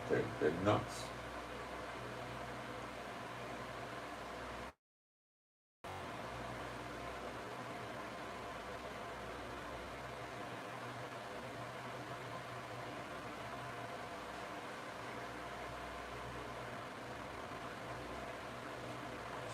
They wanted a new police chief, which I believe they got, so they can punish the protesters more harshly. Netanyahu wants to eliminate protesters and just march on with his dictatorship, telling all the Israeli people basically trust him. He's a great dude, he's a horrible individual.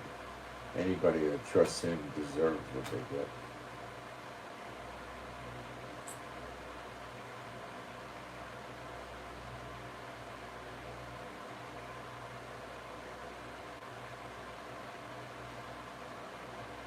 There was an attempted stabbing at a light rail station in Ammunition Hill that dates back to old wars in Jerusalem, where they kept ammo around there. But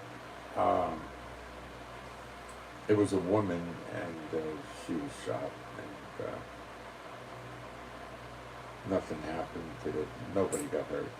Then we had a 14-year-old Palestinian kid steal an Israeli motorcycle yesterday.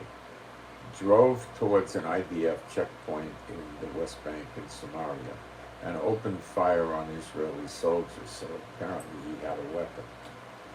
No soldiers were wounded. The child assailant ditched the bike and ran on foot, but was apprehended a short time later.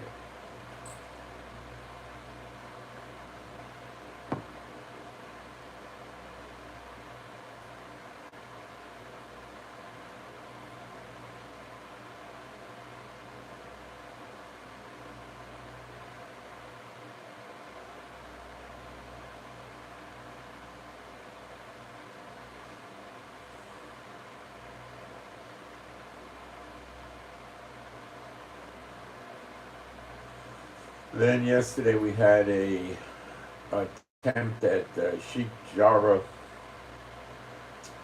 in East Jerusalem, a stabbing attack where the perpetrator was neutralized, in other words, shot dead. Nobody got hurt, other than the terrorists.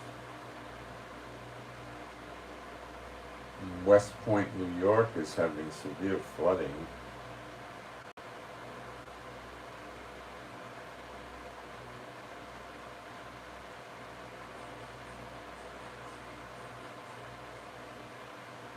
Another Catholic church burns to the ground in France.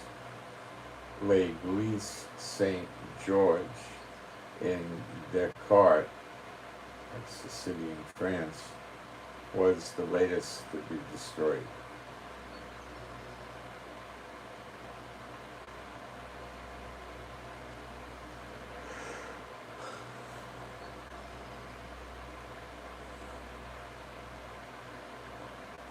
Turkish Navy is going to ensure the security of the corridors for shipping from the grain deal, I believe, using the Black Sea. And Erdogan of Turkey is saying he'll even go against Russia to make sure the grain deal goes, the grain moves. He'll protect their ships from the Russian Navy.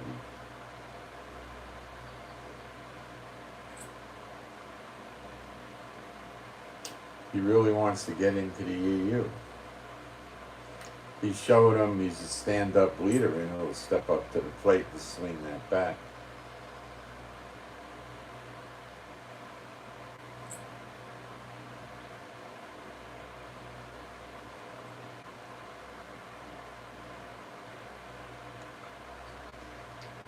So I'm reading a post here. It says, big breaking news. UNIFIL mission are now leaving the Lebanese border.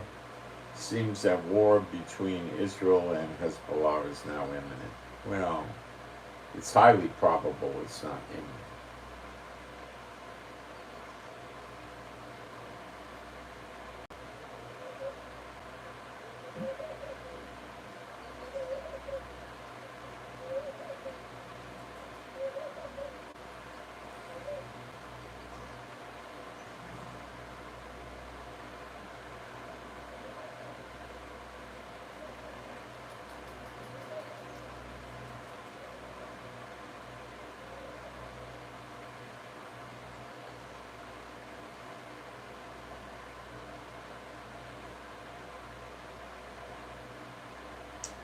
Our cabinet, we're told the Army Command was asked, so we have an Army and an Air Force and a Navy.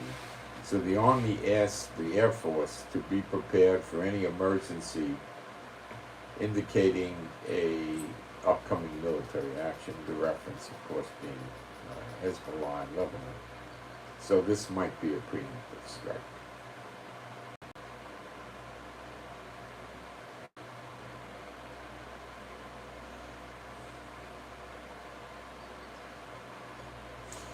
We have now learned that last week, Israeli's Army radio reported yesterday, Sunday, that dozens of armed soldiers from the Lebanese Army, as well as Hezbollah operatives.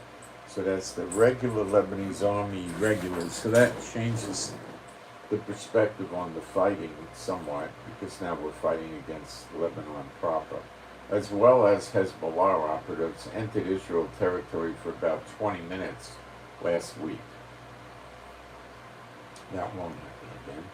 The Israeli Defense Forces then aided UN peacekeepers in an effort to return the foreign combatants and terrorists to Lebanon after the incursion near the area of Marrow and the Lebanese border. So the Israelis were there, they knew about it, they just didn't start a shooting war so quick.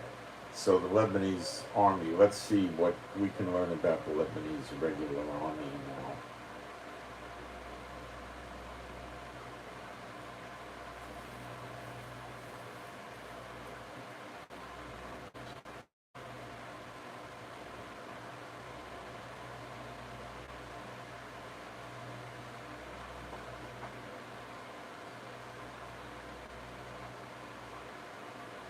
We'll go to Global Firepower 2023 for Lebanon, and I don't think it's going to include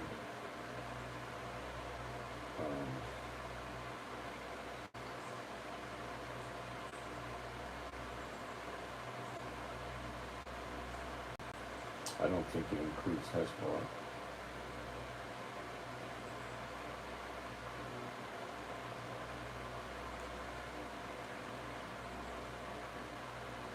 Lebanon's total population is 5.3 million, roughly.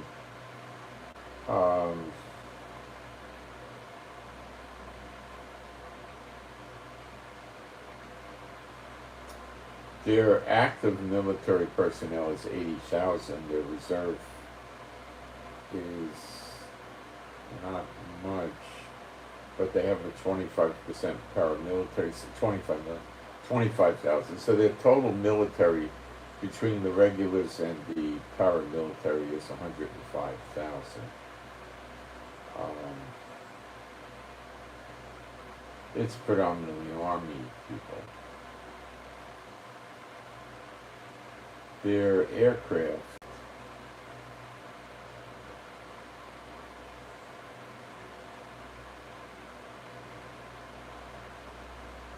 they've got 9 attack planes.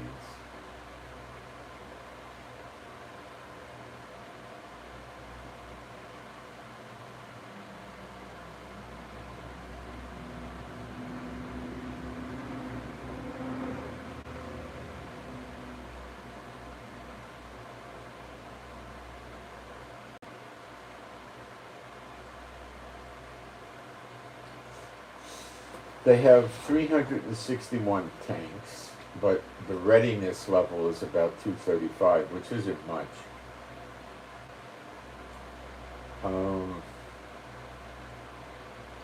Self-propelled artillery, 84, but they got 55 ready, they say. Total artillery ready, 243. 20 rocket artillery launchers, not much, guys. This is a very immature country. They don't have any destroyers or frigates or corvettes or submarines. They got 22 patrol boats. Is it nothing?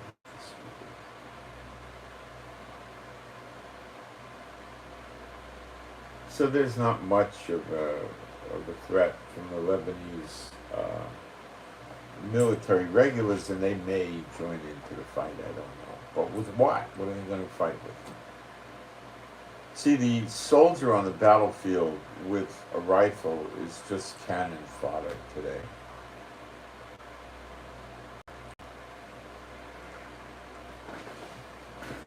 If you go back to Vietnam, to World War II, it was almost that way, but not quite yet. But now it is. They're irrelevant, really. Soldiers running around with rifles, what can they do? The rifles are ineffective against the vehicles that are usually armored. And, what are they going to do? They can't do anything. They just get picked off.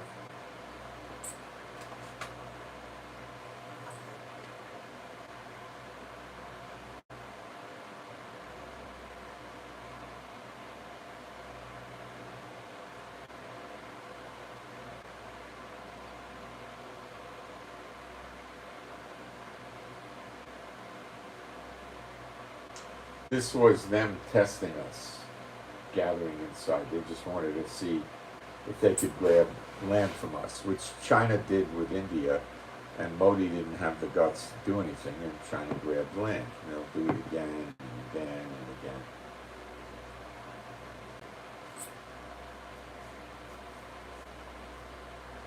Yesterday there was a cabinet session meeting, and less than a minute after it started, Netanyahu quickly left with his military secretary, so he got called away.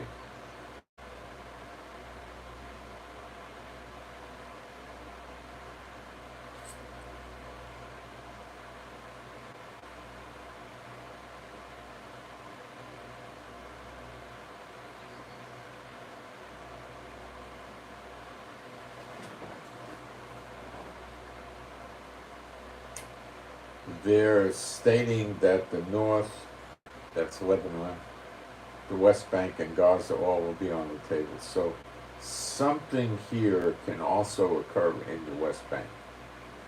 So they're expecting trouble to come from the West Bank as well as Gaza and Lebanon. So this is a three-front war. Israel has been preparing for five-front wars for decades. This is nothing new for them, believe me. And they update these plans constantly.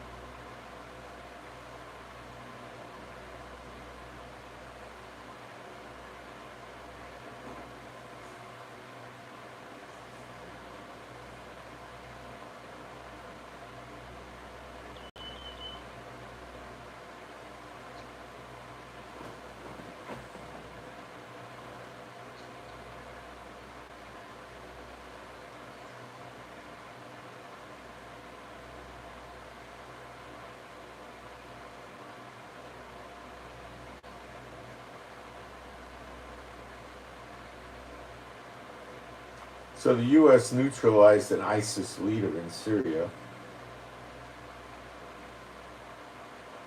and they're threatening to keep doing more of that.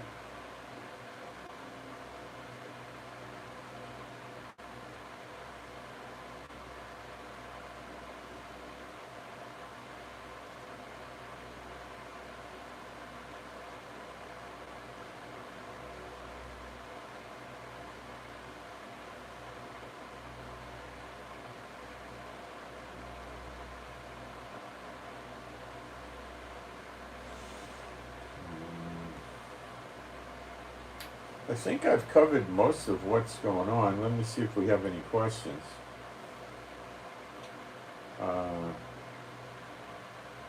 Yeah, Netanyahu doesn't help people in Israel. He helps the rich and himself. That's what he helps.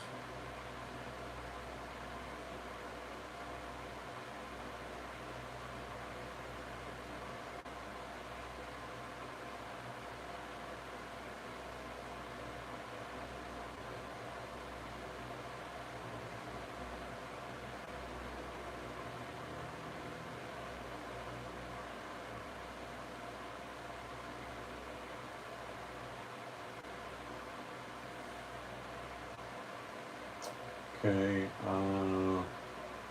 see if we got any new developments here, like with Netanyahu inside Israel. Let's see.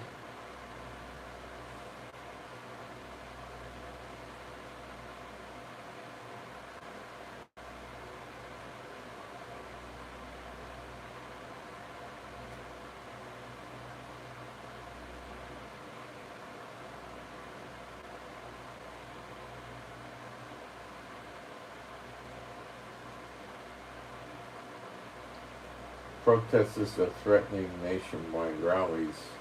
It's going to be a question of how much shutdown they can get in Israel. How many reservists will stop showing up for duty, and what kind of shutdown?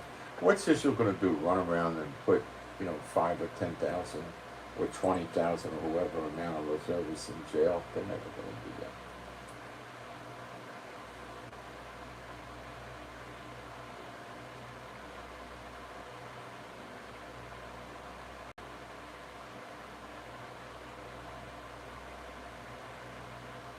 The opposition to Netanyahu are backing the Attorney General, which Netanyahu is trying to get rid of. Got to remember, he's in 3 criminal trials actively right now, while he's playing Prime Minister.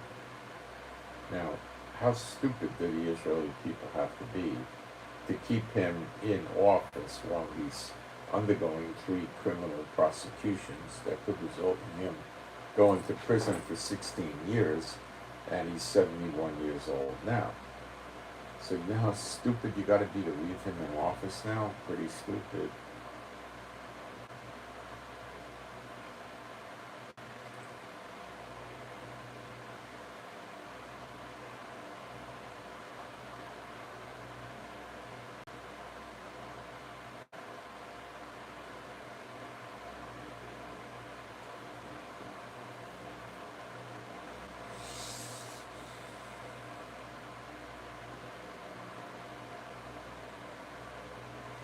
The day of disruption is tomorrow with the protesters. We'll see what they do.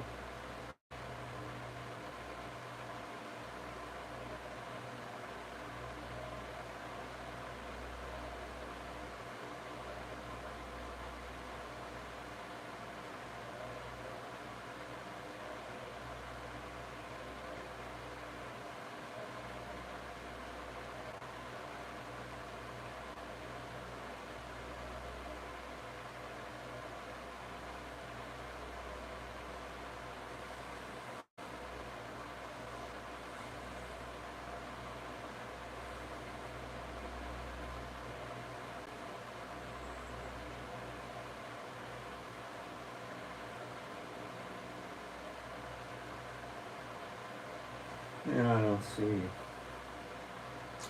anything that's really not been covered.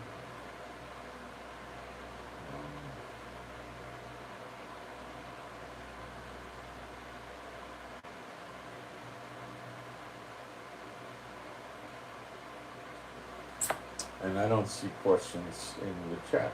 So I'm sorry that I keep doing a lot of these things on war and not the Bible, but you got to remember that's part of what we're told to watch. So my job is to watch, to relay this information to you and try to interpret the Bible and Bible prophecy and see where we're going. It looks highly probable that we're going to have a problem. Tensions were high because of what we did in the West Bank, cleaning up Jenin, and it looks like we'll have to clean up Nablus and Hebron minimally. And now Netanyahu wants to keep the Palestinian Authority alive. Ben-Gvir and Smotrich are not going to vote in favor of that, so it may not happen. And his coalition is always in danger of falling apart.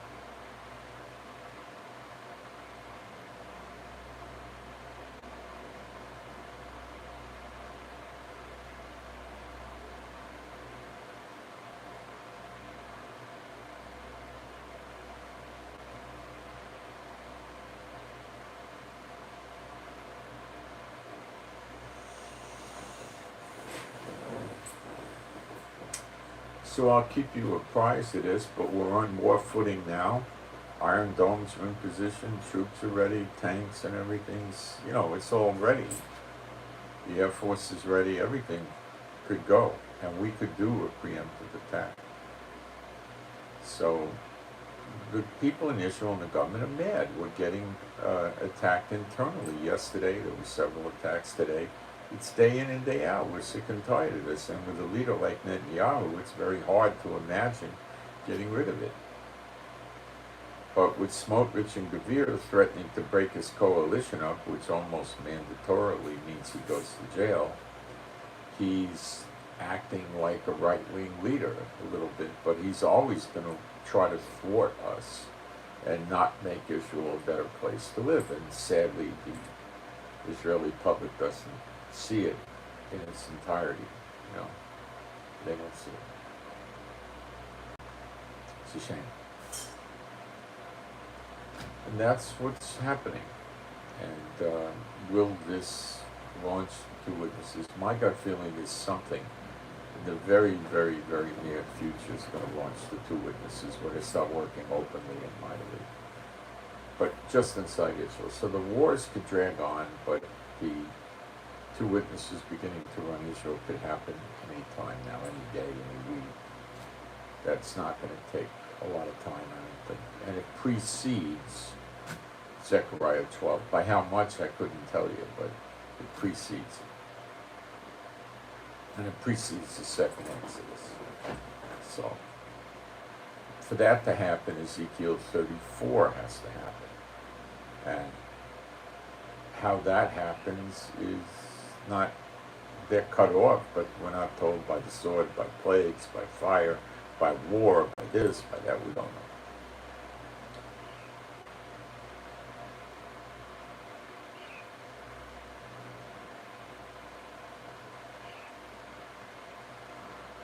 So we can pray for more answers. There you have it. So I'm Moshe, my wife is Rivka. Oh, let me see if we got prayer requests. AV, prayer requests for financial issues. AV, Alpha Victor, prayer requests for financial problems. And let's see.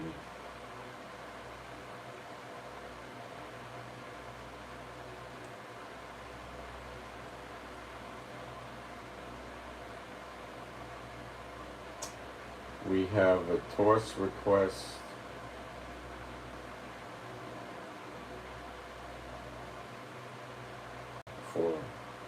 I think I may have done these, but let's do it anyway.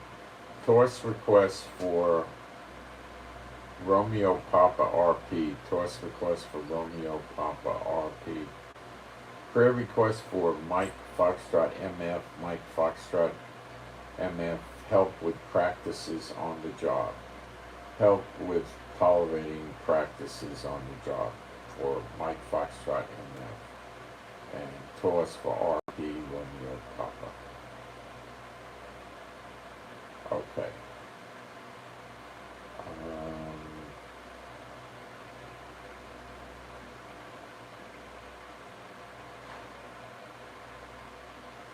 That's about it. So please pray for me, Moshe, and my wife Rivka for our peace, safety, protection, and joy, healing of our bodies. Pray for our finances. Pray for my wife's new business, please. Pray for cooler weather for the area, please. Pray for our animals and pets to be happy, healthy, and whole and not run away. And pray for the two witnesses to emerge openly. And pray for better videos. And I do thank all those who are sending offerings. Thank you. And I'll keep reporting. I'm updating on Telegram and to some extent Twitter during the day, mostly Telegram. And I'll keep very close to what's happening in Israel with Hezbollah in Lebanon and also what's going on internally with the as they call it, judicial reform. So I send my shalom to all those who love Yeshua HaMashiach, and I'm out.